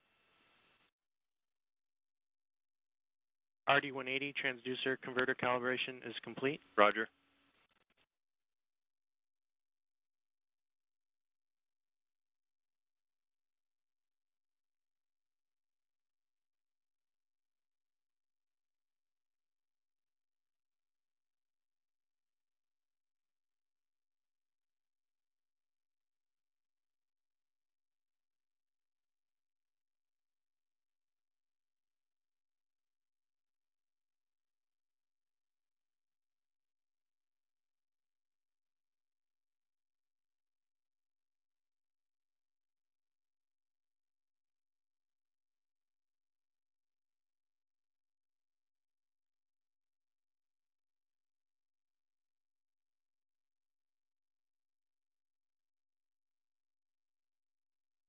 T-minus 17. Engine FIV is closed.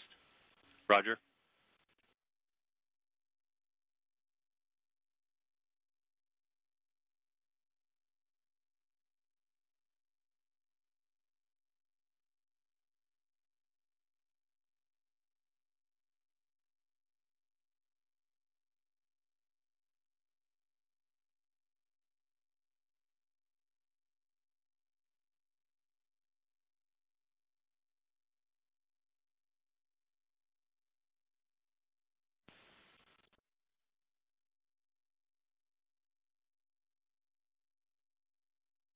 LCRF FTS on net 1.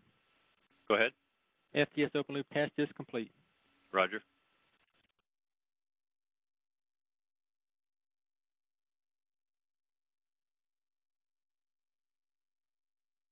T-minus 16. Initiate fuel fill sequence. Roger.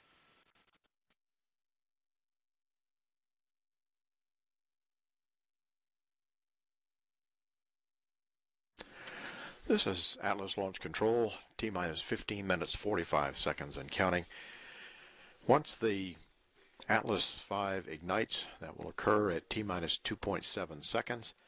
The actual liftoff from the stand at Space Launch Complex 3 will occur at 1.1 seconds.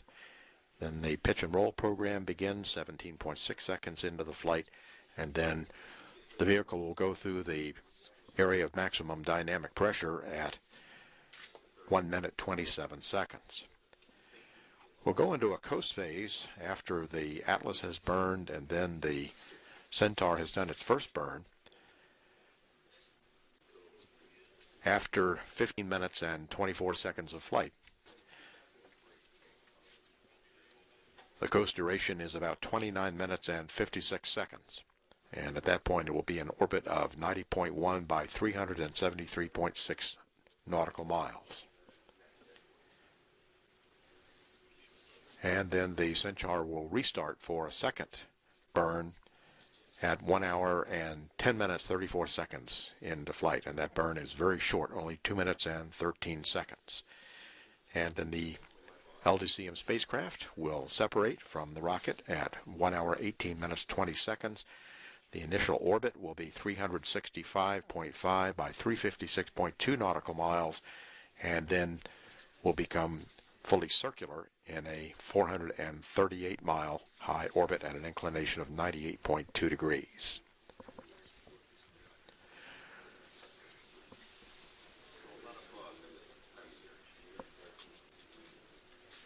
And as we mentioned, we will have various live shots of the rocket as liftoff occurs from around Vandenberg Air Force Base, and we will mix those with the onboard rocket video cameras that we will be receiving back here at the Mission Director Center, so that we should have quite a spectacular launch sequence for LDCM, coupled with a beautiful clear sky.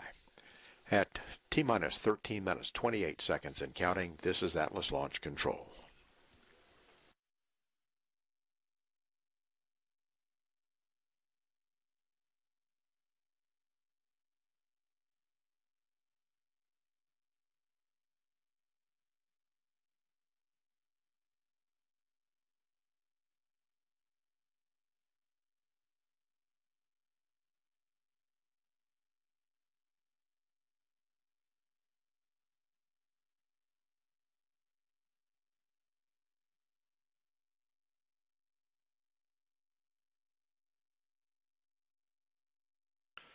Primary adjust file has been loaded into the FTINU and verified. TechX file adjust underscore AV035 underscore 05 with SDLCRC of alpha 379. Roger.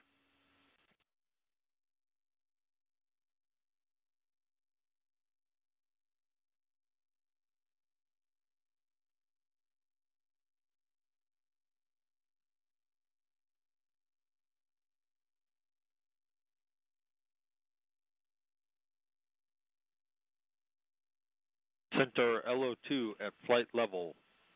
Roger. T-minus 12 minutes.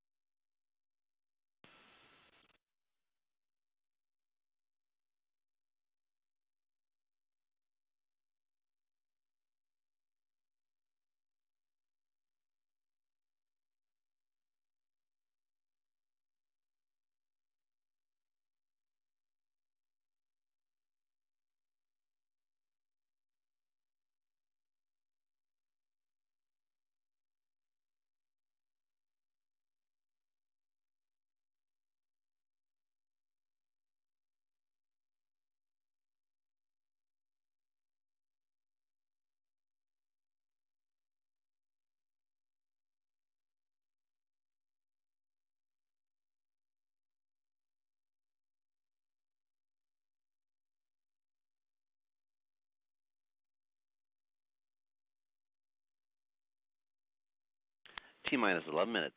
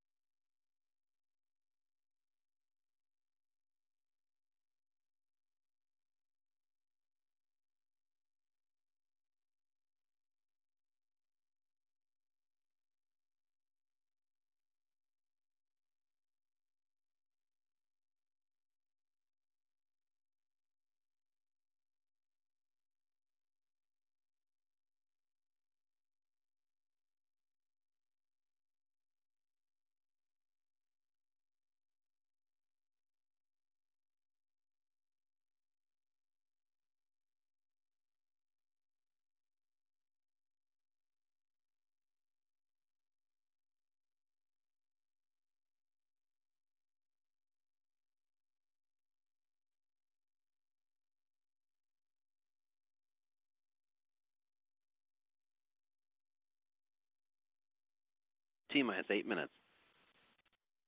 Switch all secondary decoms to RF link. Roger.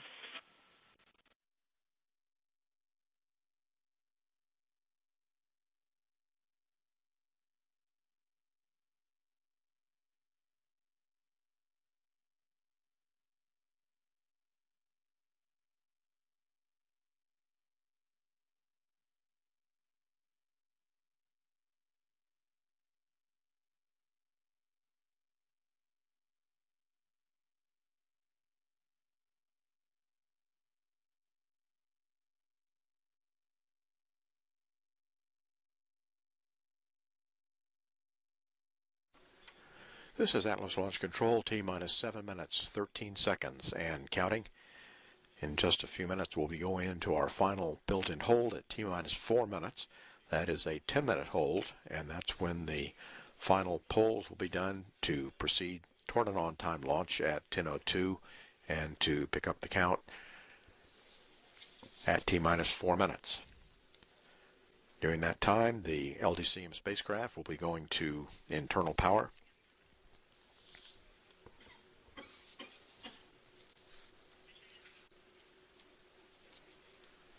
And there'll be a poll of both the United Launch Alliance teams and the NASA teams for readiness to proceed with the countdown toward the 10:02 liftoff. At this time, we're not working any issues in the count going into that hold, and we still expect an on-time launch at 10:02 a.m. At T-minus 6 minutes, 13 seconds and counting, this is Atlas Launch Control.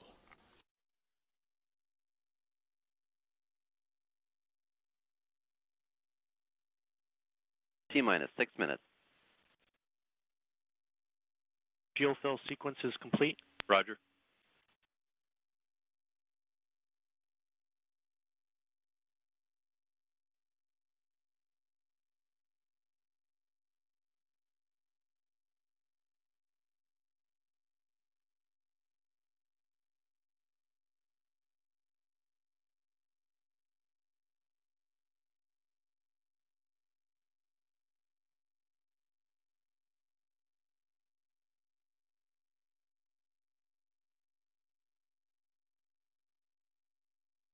T-minus 520.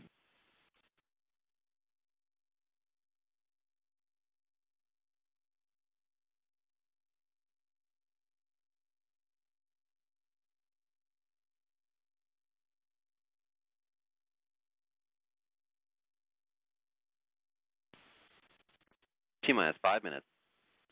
Start radar data acquisition. Roger. Atlas LO2 at flight level. Roger. Verify solar radiation acceptable for launch. Solar radiation is acceptable.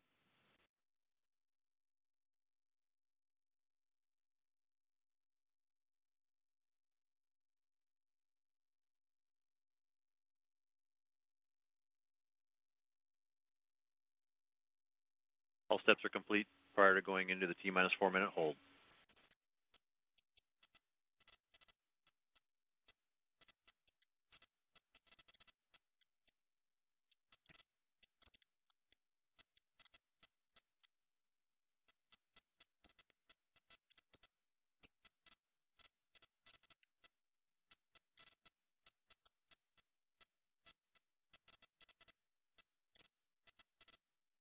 T-minus 4 minutes and holding. This is a programmed 10-minute hold.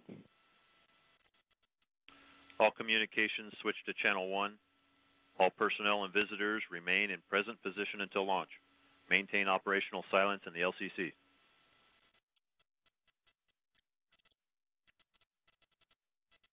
LC switch to ready position.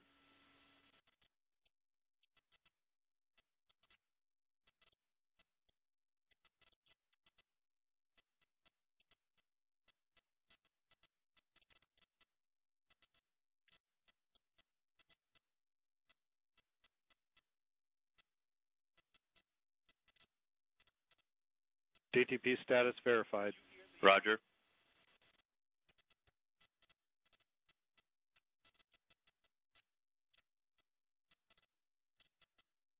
Verify hold fire switch is in the proceed position. Ready to proceed. Redline monitor and the event table are in the correct configuration for terminal count. Roger. Apply onboard video power. Roger. Perform launch on time verification. In work. SSCE go. SMA. SMA's go. SMD. SMD is go. NASAMM. NASAMM go. NAM. NAM's ready. Copy that. The NASA team's ready to release the hold at T-minus 4 minutes. Launch on time verified. I and Q channel links from range verified. Roger.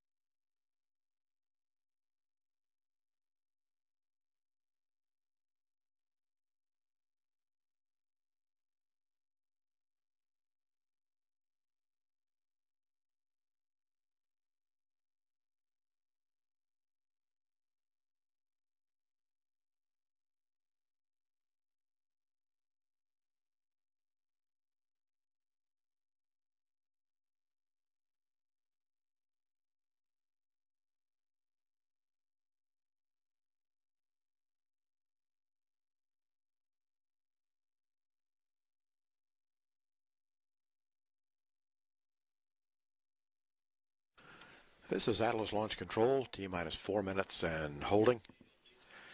In just a moment, we'll hear Larry Crass, the launch conductor, come up and conduct his final poll of the launch team. There's also just been direction given to transfer the LDCM spacecraft to internal power. At T-minus 4 minutes and holding, this is Atlas Launch Control.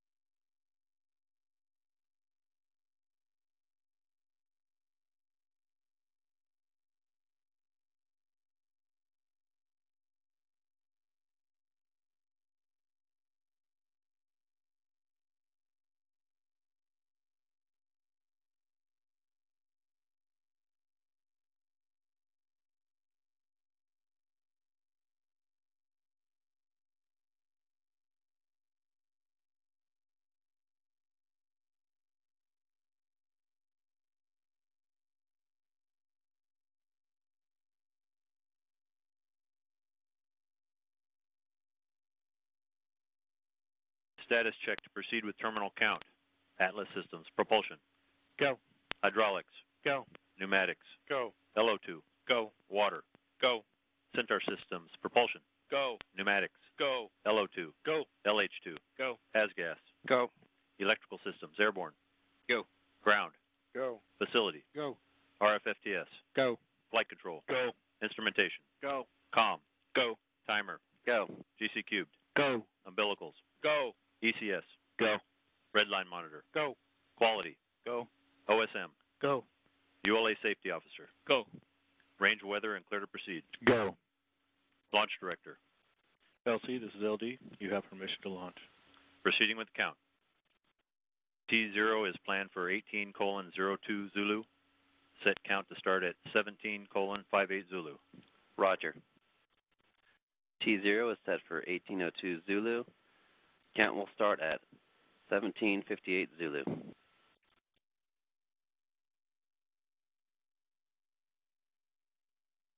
These are 10 by 10 by 16 feet tall.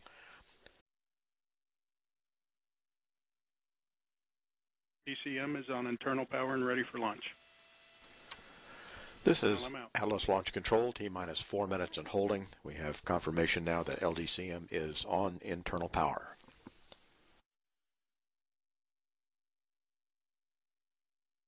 About 90 seconds from picking up the count.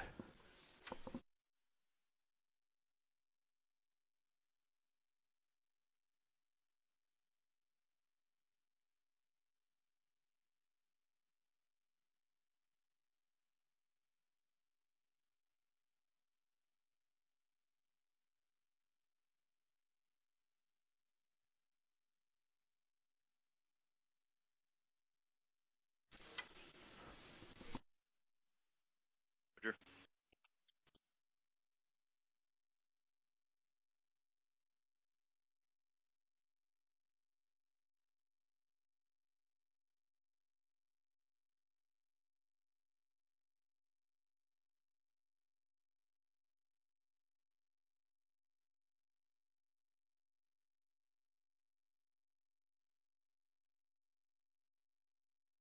30 seconds from picking up the count.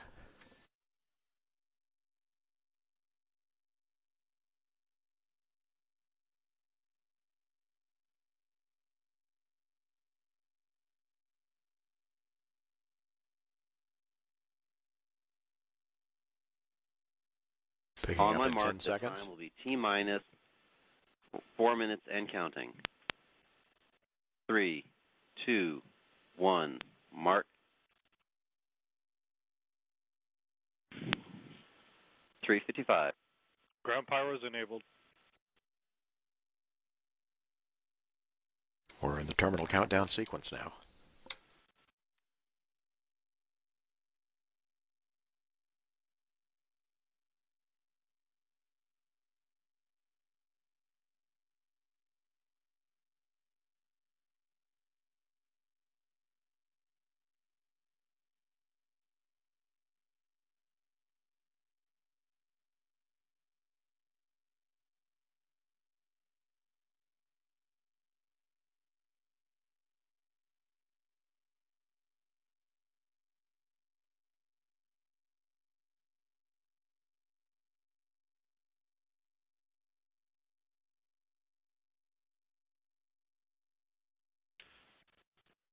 Three minutes. Securing Atlas LO2.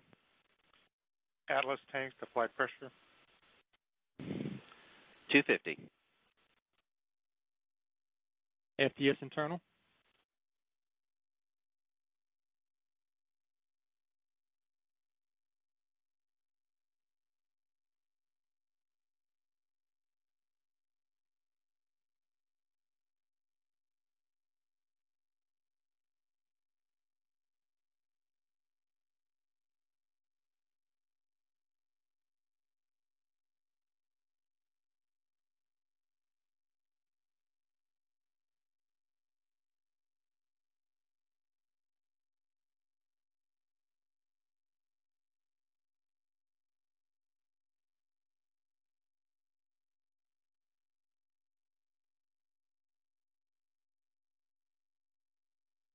$159.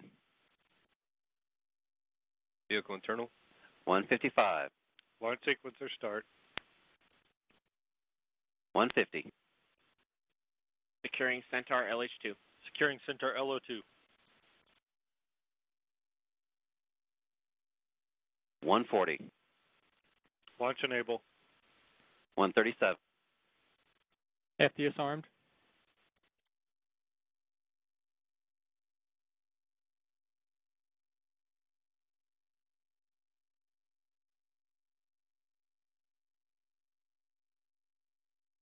$120. FCS count start. Orca's armed.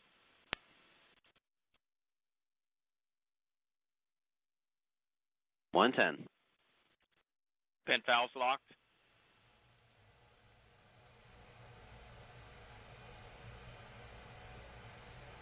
One minute. Rock report range status. Range is green.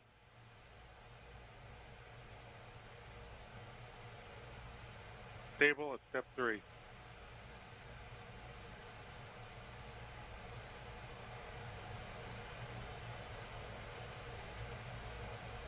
$40 seconds.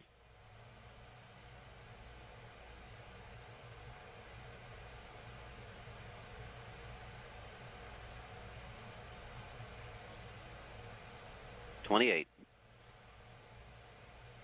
25. Status check. Go Atlas. Go Centaur. Go LDCM.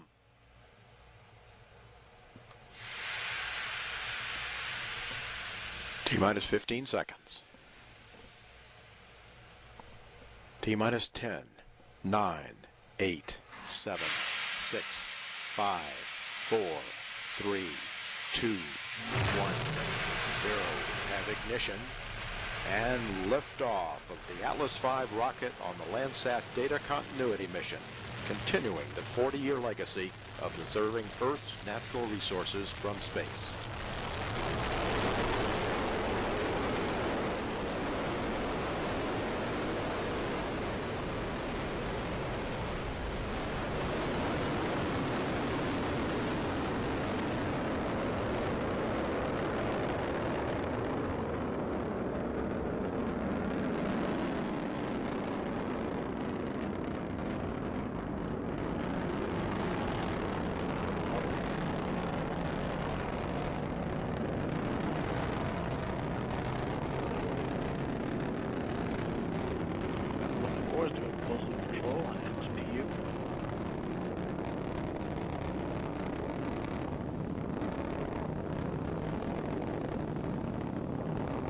we're in closed loop control.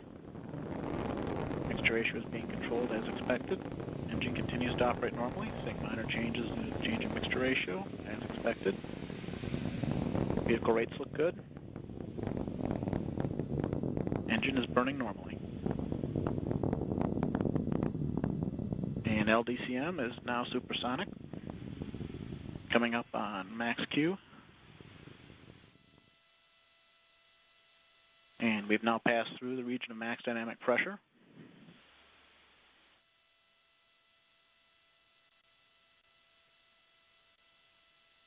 And the engine is throttled down to 95% thrust as expected.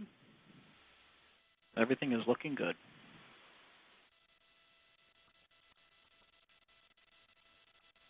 And the vehicle is now 13 miles in altitude, 6 miles downrange, traveling at 1,700 miles per hour.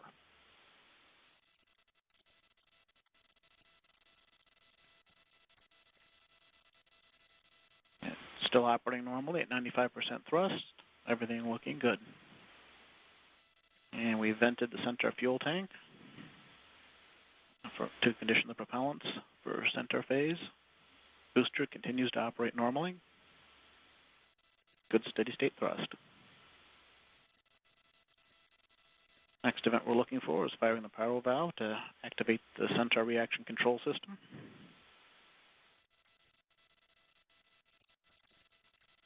And we fired that valve. Loop pressure coming up, everything looking good. And engine's operating normally. Vehicle's accelerating smoothly. 3.3 Gs.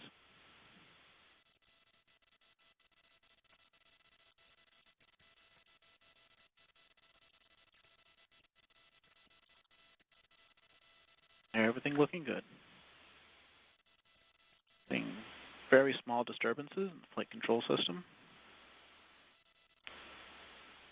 Seeing a very smooth ride. Continuing at 95% thrust. Very little control activity on Atlas PU.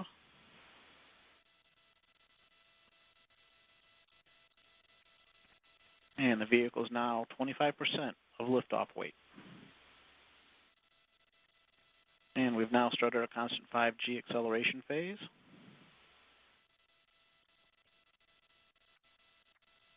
And we fire the pogo bleed valve. And you start a boost phase chill. Everything's reacting. We're now at 4.6 G limiting. PU is open loop. Coming up on booster engine cutoff. We have BECO, we have staging, ignition.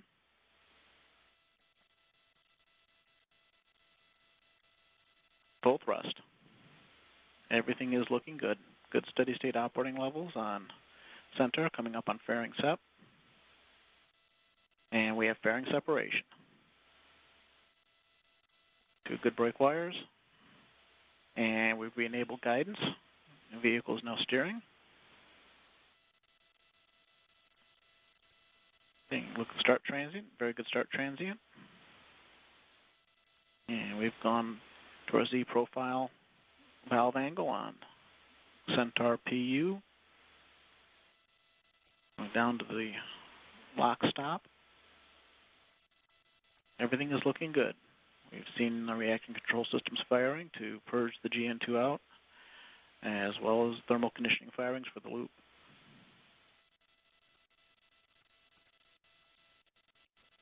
And I think very good steady state operating levels for the Centaur main engine.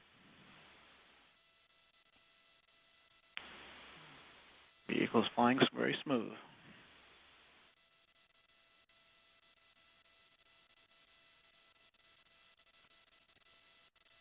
We're now 137 miles in altitude, 428 miles downrange, traveling at 10,400 miles per hour. Everything is looking good.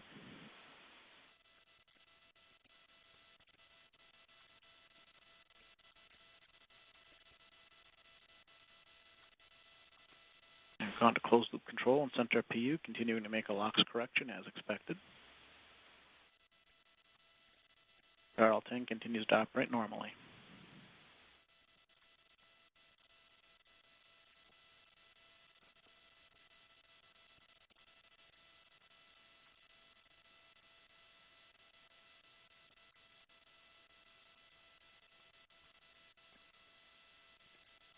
Coming up on our telemetry format change. Continuing to see very good telemetry data. Centaur PU is now beginning to control. Valves come off to the lock stop.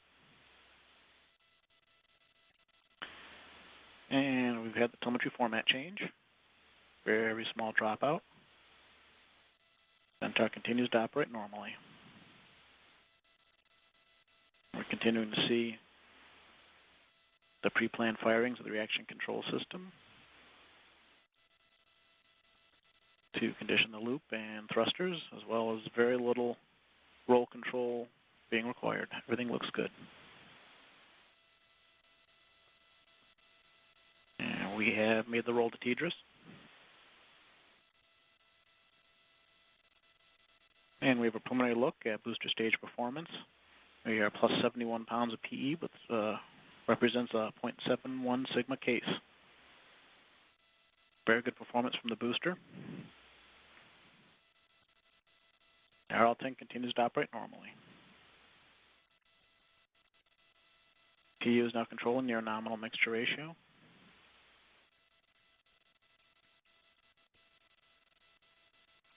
Engine operating parameters look good.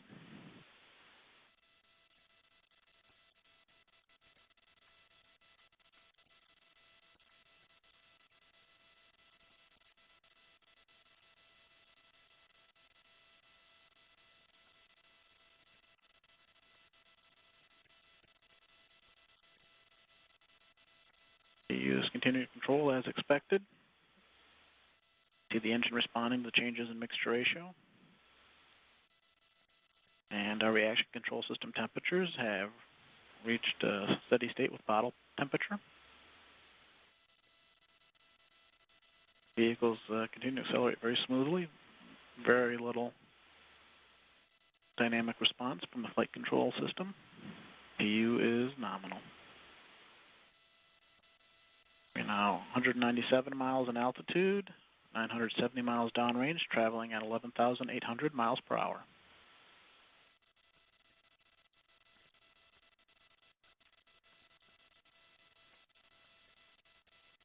And a quick look at our trajectory performance. We are flying right down our predicted trajectory. Everything's looking good.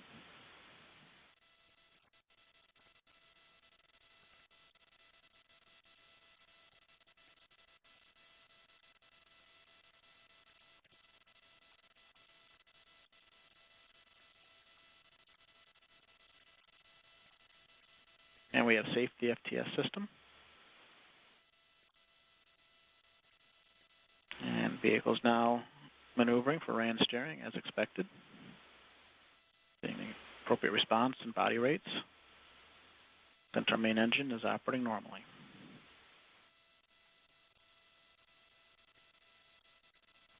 And we are in the process of executing a little over 11-minute first burn before everything is normal on the mission.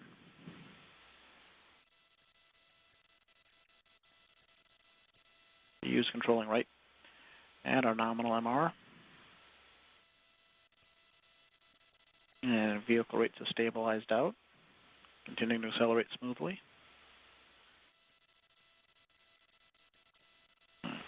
200 miles in altitude, 1,283 miles downrange, traveling at 12,800 miles per hour.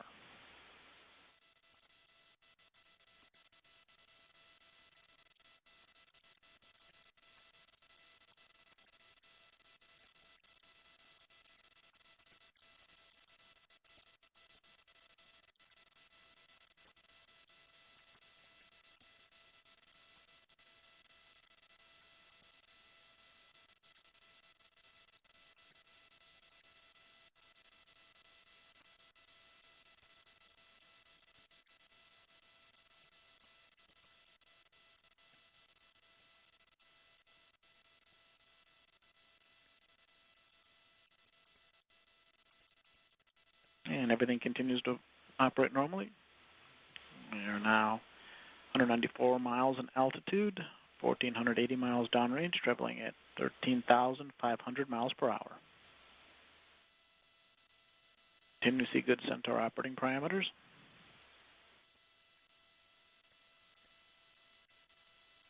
And PU is controlling nicely.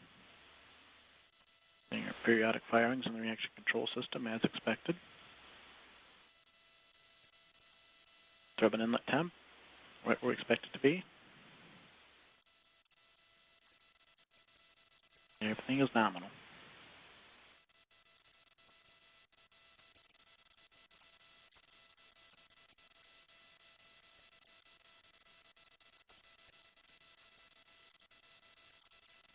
Now 12 minutes into the mission, everything looking good. 185 miles in altitude, 1,680 miles downrange, traveling at 14,200 miles per hour.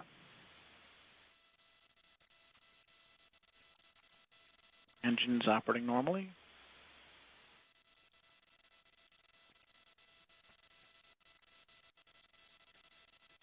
Everything looking good.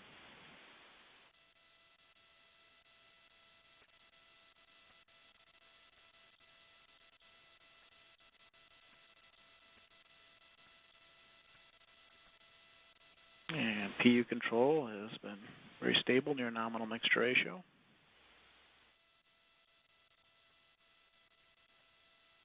Very good engine operating parameters.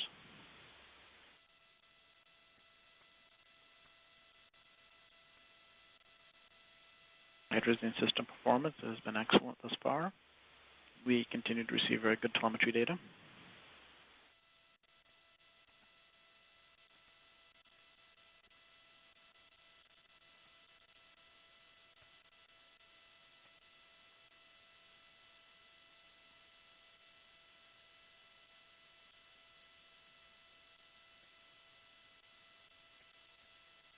We're now 2 minutes from a nominal MECO.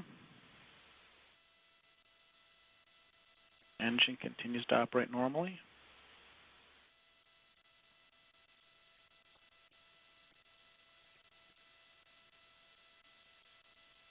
Quick look at other vehicle parameters. Tank, propellant tank and bottle pressures look good, as do battery voltages. Vehicle rates are normal.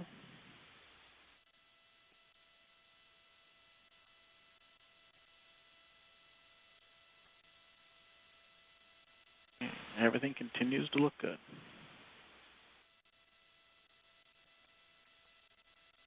Chamber pressure, LOX pump discharge, and venturi inlet pressure are right as expected.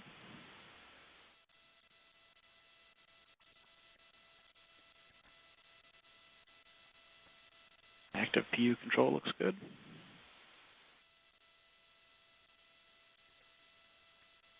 One minute to a nominal MECO.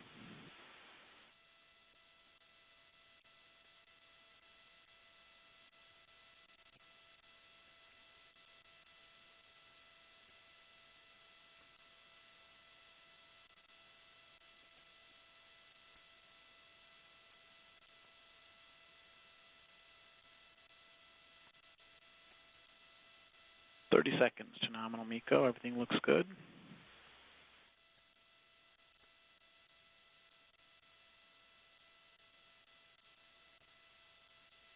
And PU has gone open loop.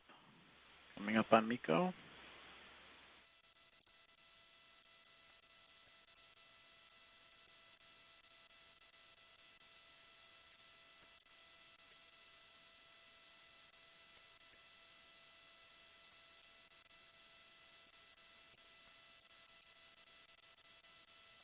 Cut off. Center main engine has shut down. Shutdown signatures are normal. 4S engines are on.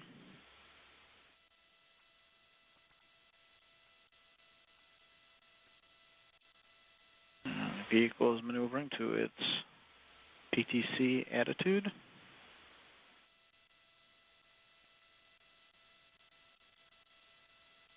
And we are starting our spin up and roll.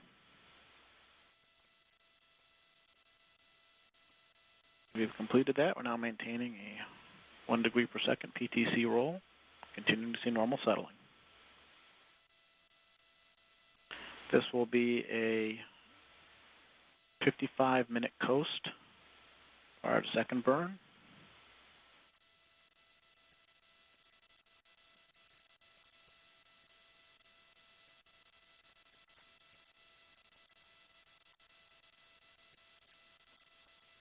And we're continuing to see our expected maneuvering of the vehicle for coast phase.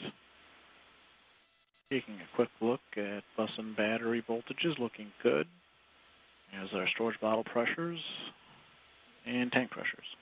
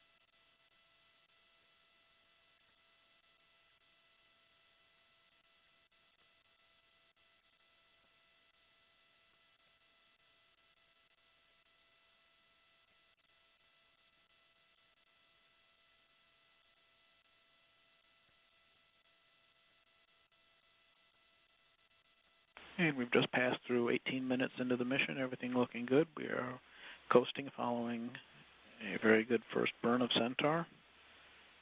And continuing to see expected maneuvering for coast phase. Bus battery voltages look good. Tank and bottle pressures look good.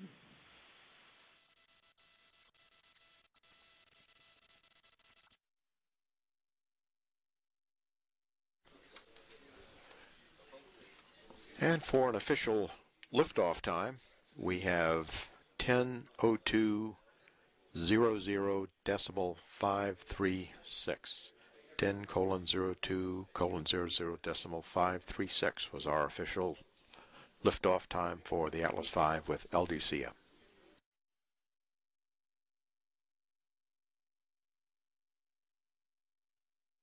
In just a moment, we'll be doing launch replays from different camera sites around Vandenberg.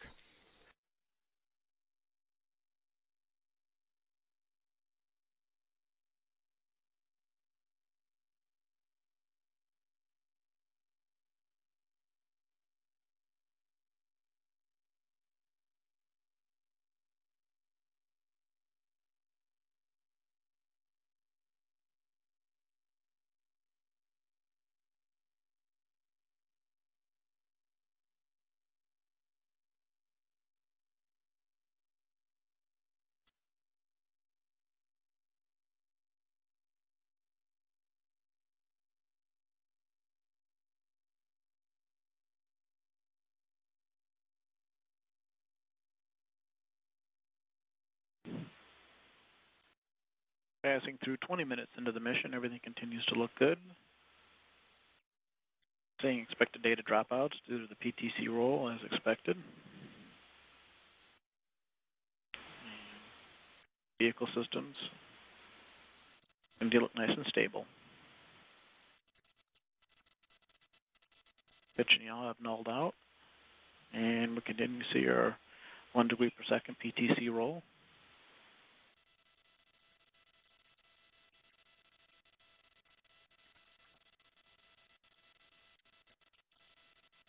And we have switched off C-band transponder right on time. We are also changing our duty cycle on the reaction control system. It switched in a little while back. We are ramping down to 12.5% duty cycle.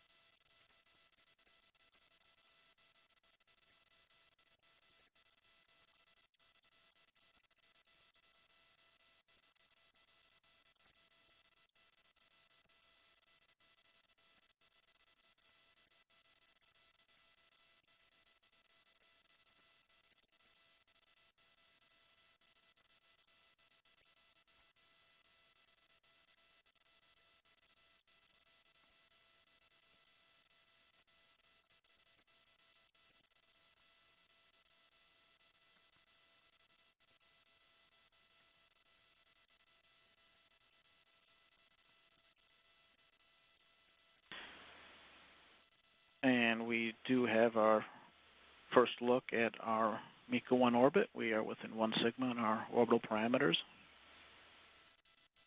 Everything is looking good.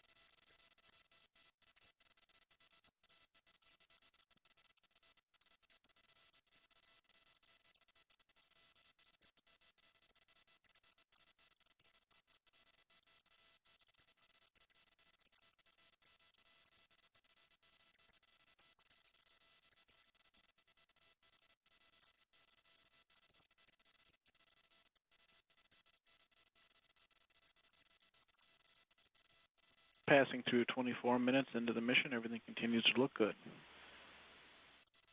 Tank pressures, bottle pressures are normal. We're down to our 12% duty cycle on settling motors. Bus battery voltages look good.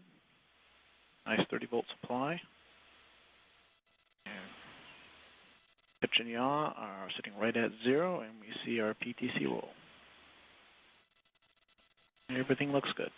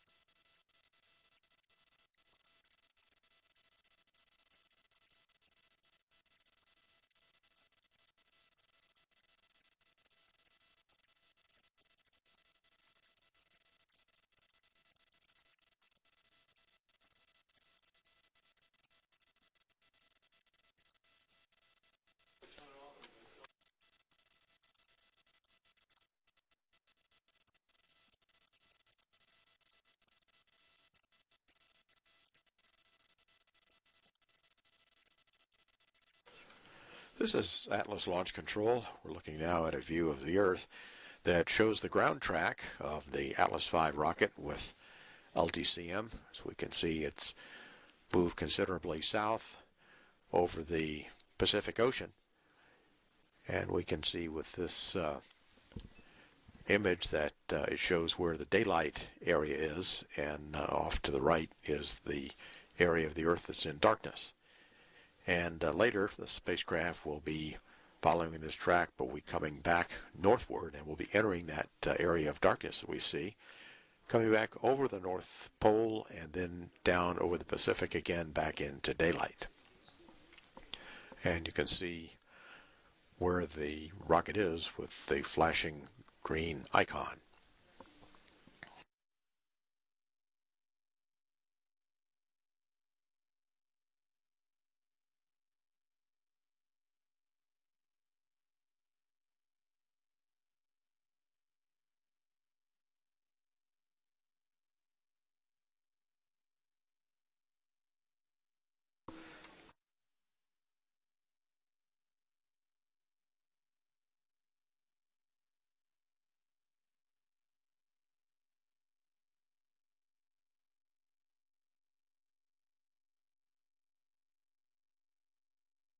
Bottle pressures looks good.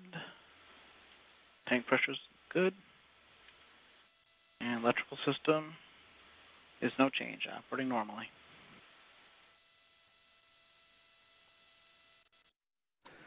We're going to look now at some launch replays, video launch replays from different camera positions at the pad and around Vandenberg.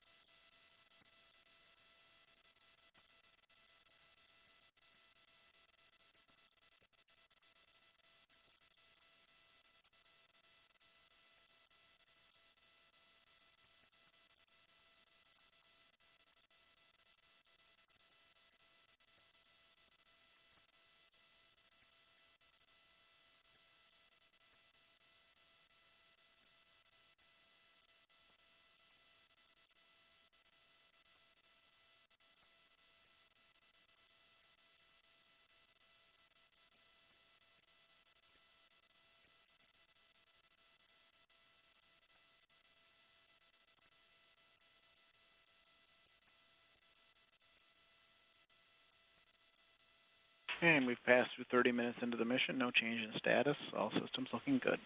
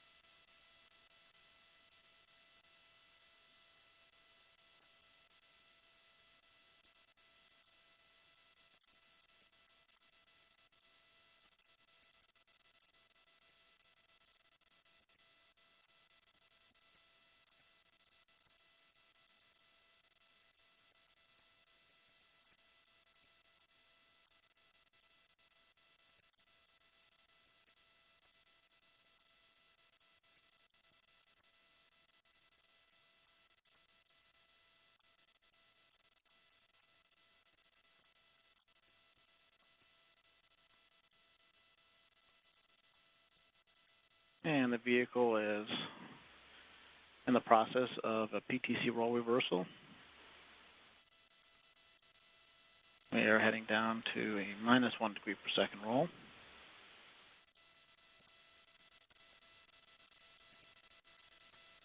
This time we are experiencing a telemetry dropout. Oh, there's back. And roll rate has steadied out at -1 degree per second. All other systems look normal.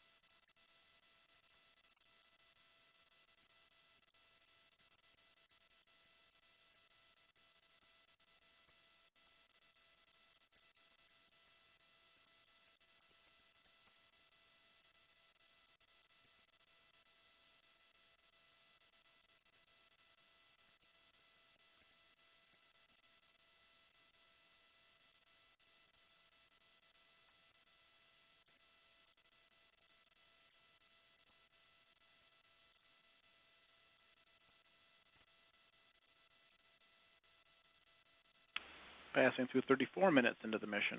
No change in status. Everything looks good. Plus battery voltages right where they're supposed to be, as are tank and helium bottle pressures.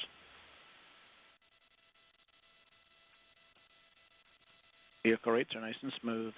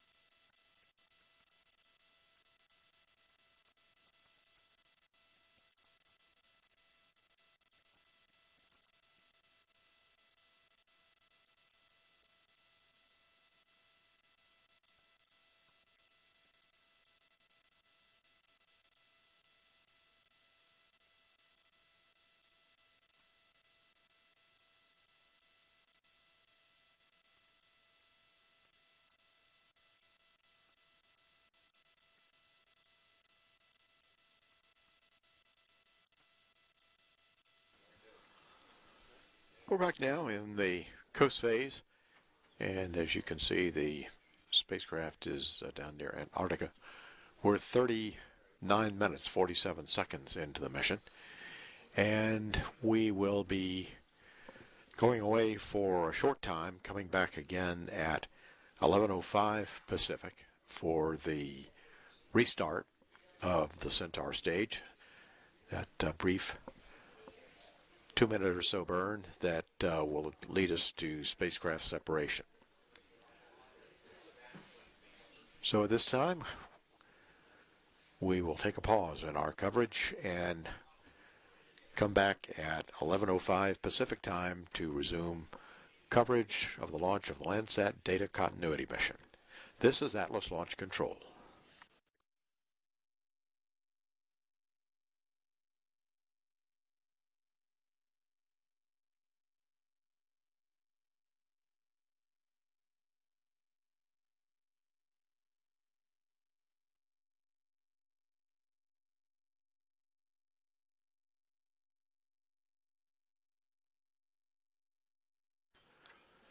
This is Atlas Launch Control. We're 1 hour, 3 minutes, 30 seconds into the flight of the Atlas V with LDCM.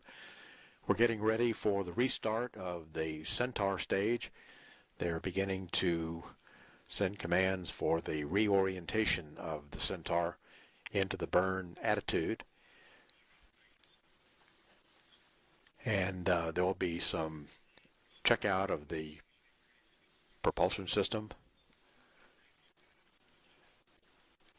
And we'll see some indications here in about a minute or so of the change in the vehicle attitude. But at this point, we will go back to Rob Gannon in the telemetry lab for United Launch Alliance, our telemetry engineer, and listen to what he is seeing on his screens as data comes in through the Tracking and Data Relay satellite system.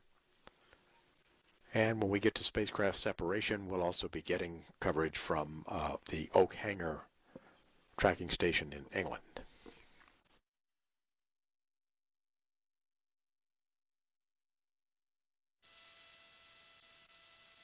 And the vehicle has begun its turn to MES-2 attitude, just inside of 6 minutes to MES-2.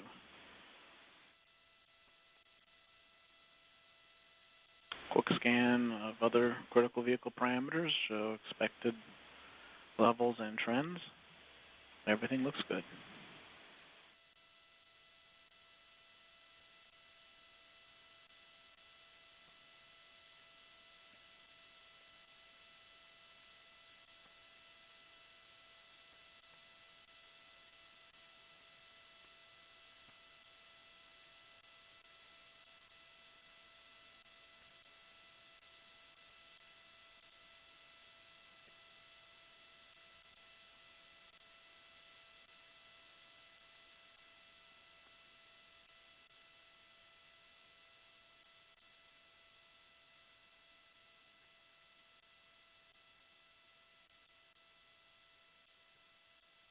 Five minutes to MES-2.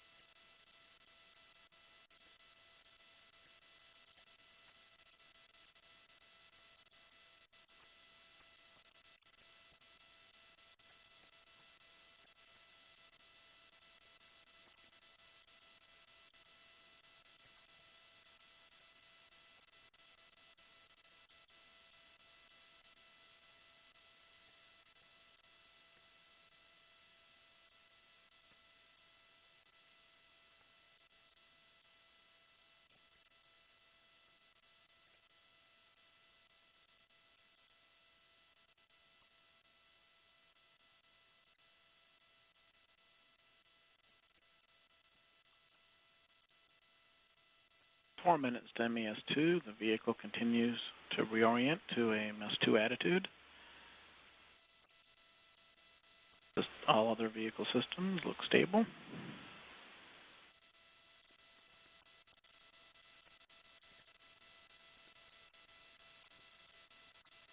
approximately 20 seconds, we expect to begin to despin from our PTC roll rate.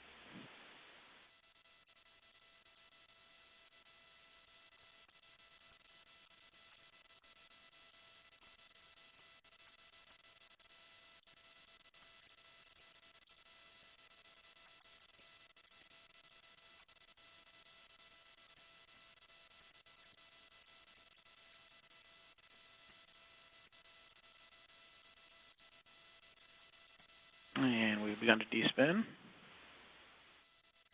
Despin rate looks good. 3 minutes to MES2.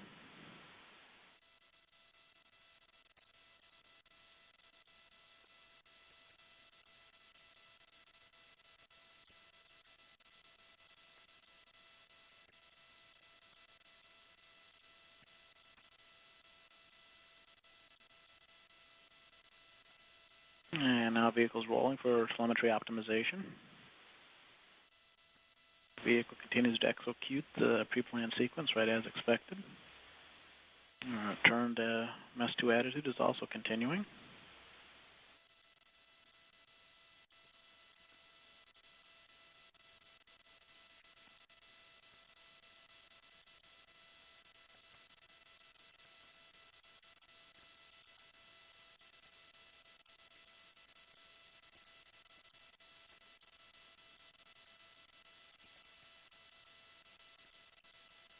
Uh, 2 minutes to second burn.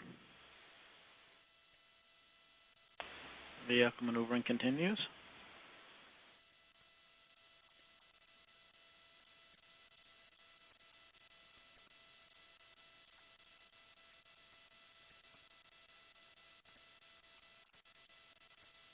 Now body rates are nulling out.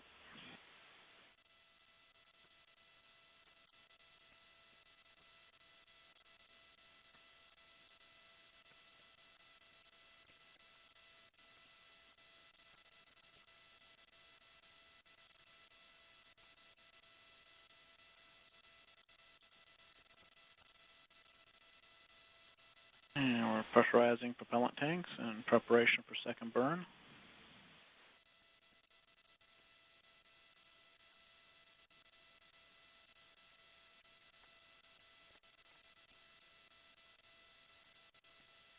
One minute, second burn.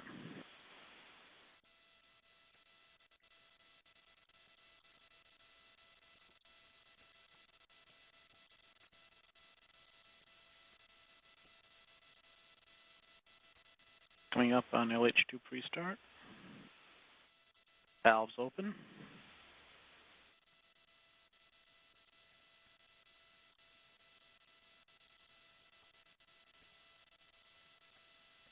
Coming up on LO2 pre-start. And we have LO2 pre-start beginning. We are in trickle chill. And we've done a bypass cycle.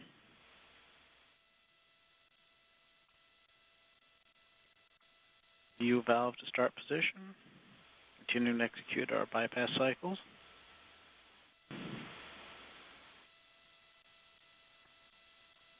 Full flow pre-start.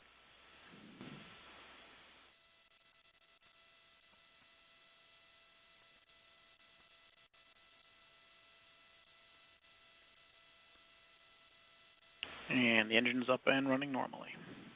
Good start transient. Vehicle smoothly accelerating at 1G. PU's moving to fixed angles.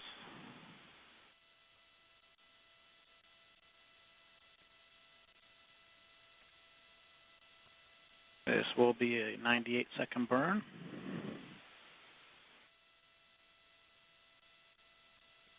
We have closed loop control on PU, controlling normally.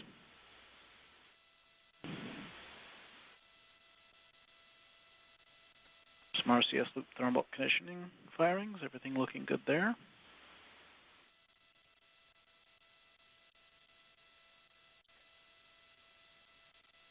Coming up on 30 seconds to MECO 2. Good operating pressures on the main engine.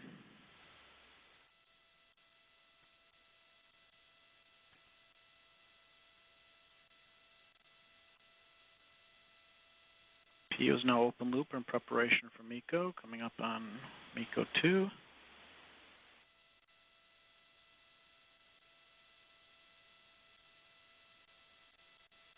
Cutoff. Normal shutdown signature. 100% settling on. And we have our SV command going out as expected. Both the primary and backup precept commands are going. We are reorienting to spacecraft SEP attitude. This will be slightly over a 6-minute coast to spacecraft SEP.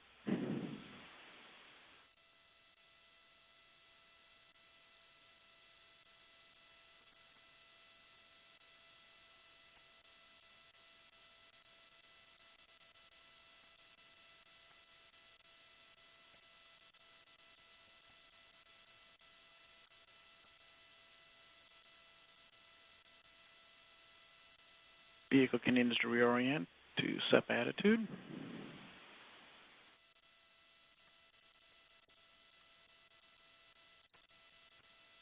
Vehicle parameters look good.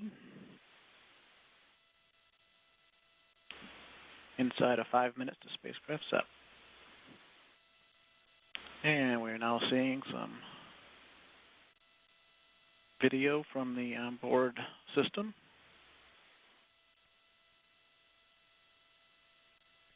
Vehicle rates are nulling out.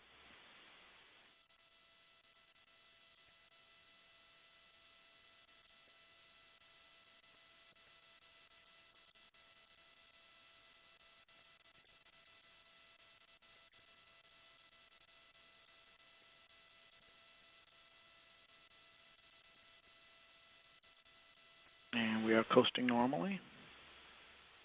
We did shut off the precept command right on time.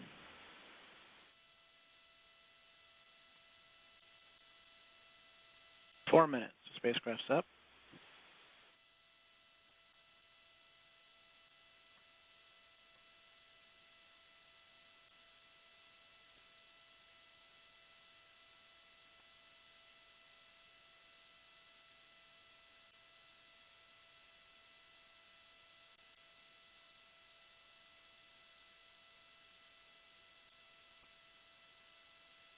And we're venting the hydrogen tank.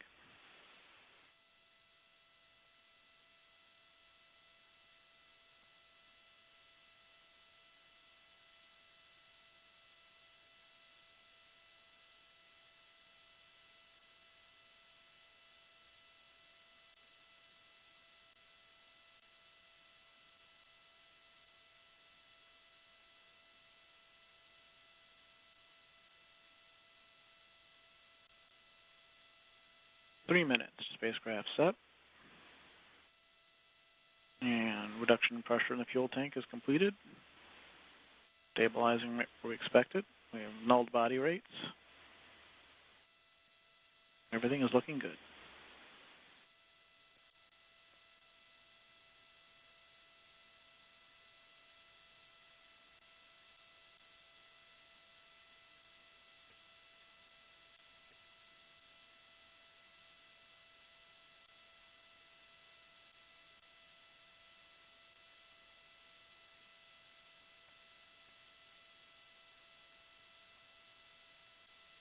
We're seeing a reduction in duty cycle on settling motors.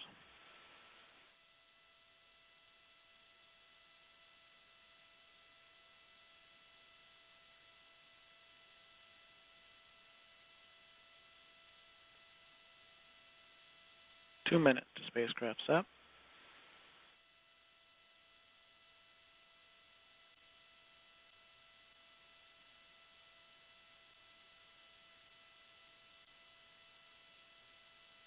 Everyone here in the Mission Director Center is very quiet now. These are very intense moments right before separation.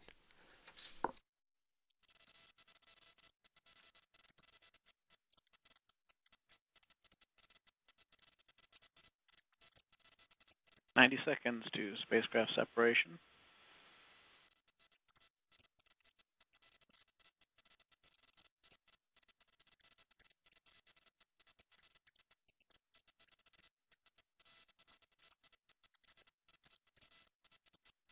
Body rate's looking good. 70 seconds to separation.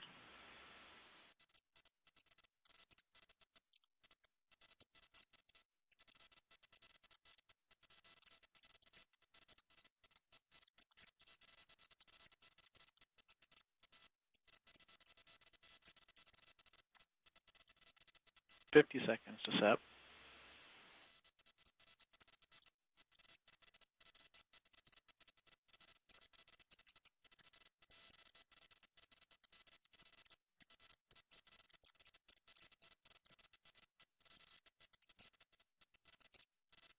$30 seconds, spacecraft separation.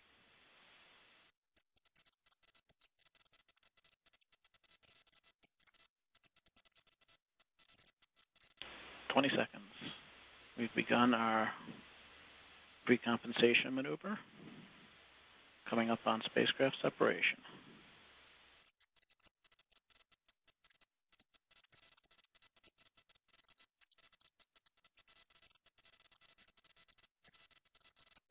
And we have spacecraft separation, confirmed by brake wires and video. Normal separation signature.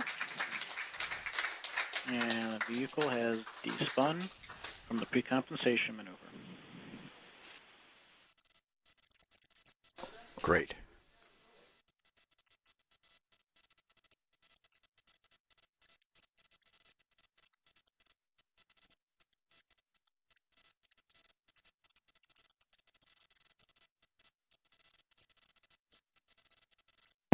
Hey, everybody, this is Charlie Bolden. I just wanted to take a moment to say how proud I am to be here with this team. We're also privileged to have, we had a lot of dignitaries out here, but there are two people I want to mention in particular because this launch is their last official acts with their respective organizations. And my right-hand man right here is Secretary Ken Salazar, the Secretary of Interior, who is here to see his very first launch. So what a way to help him celebrate. And the other person is USGS Director Marcia McNutt, who has been an absolutely incredible partner for us. She's getting ready to go back to do something, but a great day for her also. But what I wanted to do, I wanted to emphasize what a great team we have demonstrated that we are. You all have been through a lot. All you need to do is look at what's happened over the last few months. This is last few weeks, actually. In 12 days, the ULA team has turned from launching a TDRS at Cape Canaveral to coming out here and launching LDCM all the way on the other coast, and that is no small feat. Not to mention the fact that in between there was a spacecraft failure that had to be analyzed because the primary propulsion system was from the family of the RD-180. And we had to make sure that that wasn't a problem and it wasn't going to impact this launch. And the team did an absolutely incredible job of clearing that so we could have this launch this morning. The other thing is the RL-10, the upper stage, had some substandard performance on the GPS launch some time ago. They got together again and cleared that. And then the thing that I wasn't here, but I'll tell you, Amanda Miskevich, who heads up the LSP team down at the Cape, told me this morning, way before dawn, how proud she was to have seen one team come together starting Friday, looking at how we were going to do the safe and arm devices and everything else, much more technical than I want to talk about. But those incidences just point to the incredible talent of this team, one team. And that's what you all should really celebrate when you get out of here. Go have a bottle of wine, not a glass, a bottle, or something. But I think you really deserve it. I just want to thank everybody for the cooperation, collaboration, and coordination that brought this off. Now everybody knows we're not done yet, but you need to remember also the incredible record that Landsat has established for the nation. And the world, actually. It's, the family has been flying for 40 years now. And Landsat 5 that LDCM is going to replace, Landsat 8 is going to replace, flew for 29 years, planned for 3. I'm telling you what Mike Freilich told me, okay? So I didn't get any of this stuff on my own, but I've taken enough of your time. I just want to thank you again for the incredible work all of you did. So give yourselves a pat on the back, shake each other's hand, hug each other, cry a little bit, and then go celebrate. Thanks very much.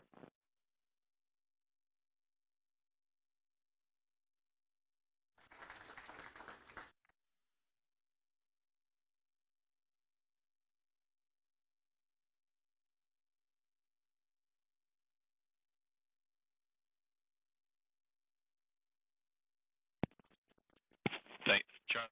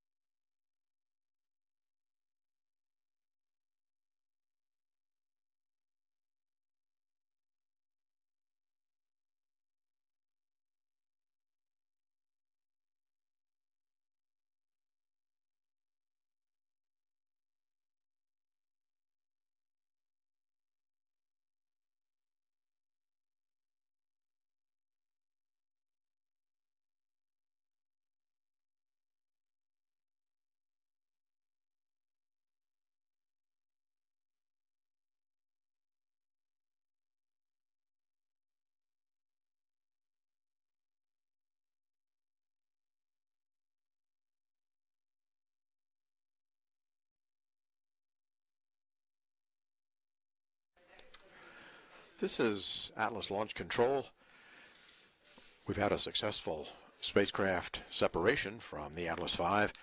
Right now we are awaiting Tim Dunn, who was our assistant launch director, who will do an interview with us and discuss some about how the countdown and the flight went. And we are attempting to get some data on the solar array deployment, whether or not the arrays have actually deployed from the LDCM spacecraft. So that is coming up, and we'll be right back very shortly with our assistant launch director, Tim Dunn.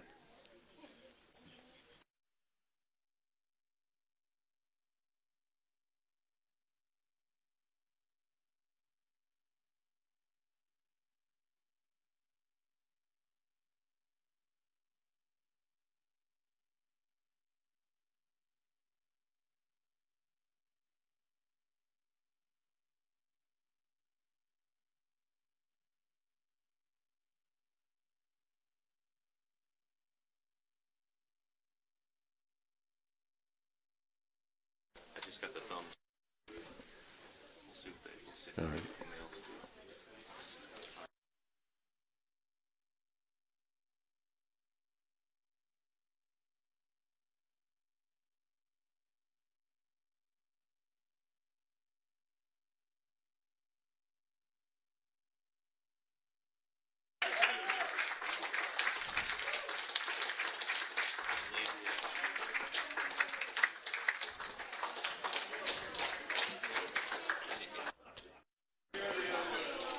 This is Atlas Launch Control, and we have a reaction from the team here in the Mission Director Center, which we're going to get Tim Dunn, who is our Assistant Launch Director, to tell us what that's about, because there was certainly some smiles and some handshakes and jubilation here when we got the word of this latest event. Tell us, Tim, what you've learned about the statuses of LDCM.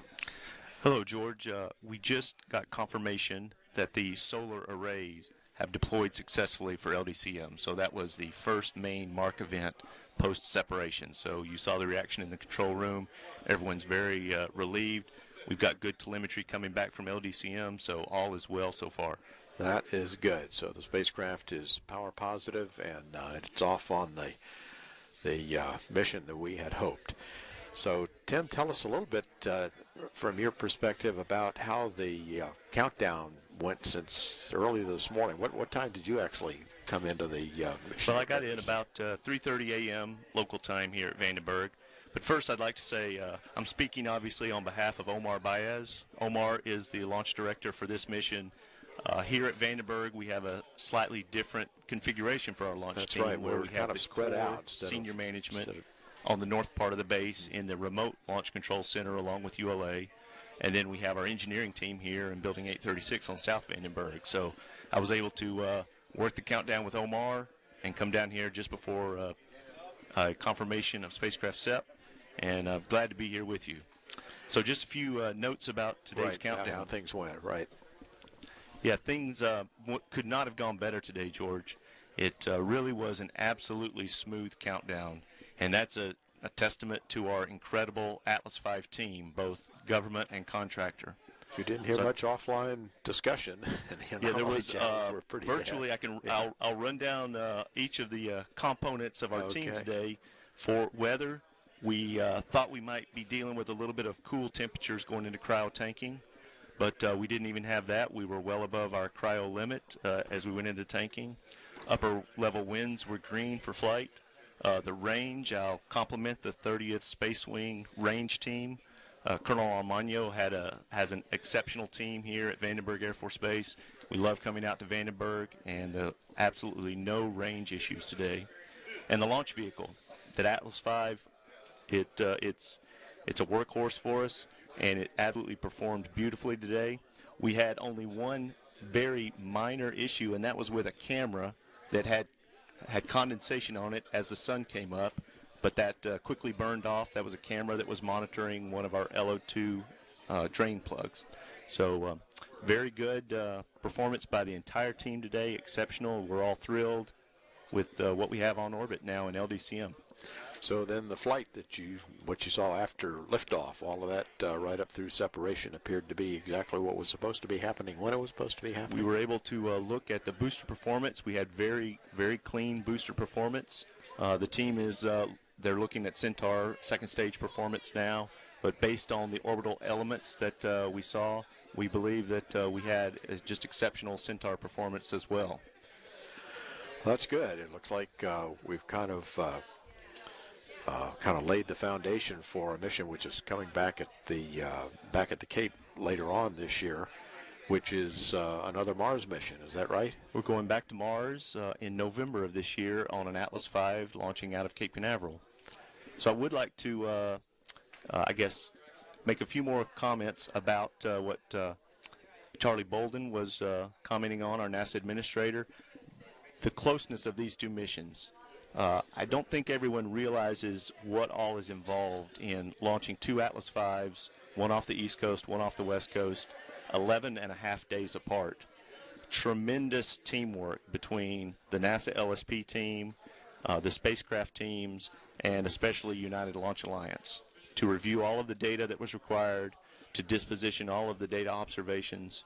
Just exceptional work, George. And then as we approached the last few days of getting ready for LDCM, completing FRR, working through a few last-minute issues Thursday night and Friday, having the LRR on Friday, coming back as a reconvene on Saturday. Just, I can't compliment the launch team enough. Just exceptional work. Well, Tim, that's good. And I think it pretty much says that going forward we will be well prepared for our remaining Atlas missions that will be coming up from Cape Canaveral later on this year. Absolutely. So any concluding remarks, Tim? Yeah, I would like to point out one thing. As Omar and I were in the Remote Launch Control Center this morning, we noticed there was a drawing on the wall in the break room. So if we could show that. This is a graphic. A young lady at one of the local high schools here near Vandenberg Air Force Base drew this, and this is obviously the Atlas V, and it's got some wonderful words wishing the launch team best luck. And what I wanted to point out is that she says that the Atlas V launching here and what the men and women here at Vandenberg and particularly United Launch Alliance do really inspire her and her classmates. And I wanted to tell Annalise that you inspire us. We were really moved when we saw this. So keep doing what you're doing. I know you're in the robotics club here in the local high school, and your note says that your school was watching the launch, so hopefully we put a good show on for you and your classmates. And we're really excited when we can inspire people in science, technology, engineering, and mathematics. So thank you, George. Well, Tim, thanks very much, and congratulations to you and Omar and the entire United Launch Alliance team, and Vern Thorpe. I know he's quite pleased as well. So thank you once again, and we'll see you back at Cape Canaveral. Great. Thank you, George. This is Atlas Launch Control.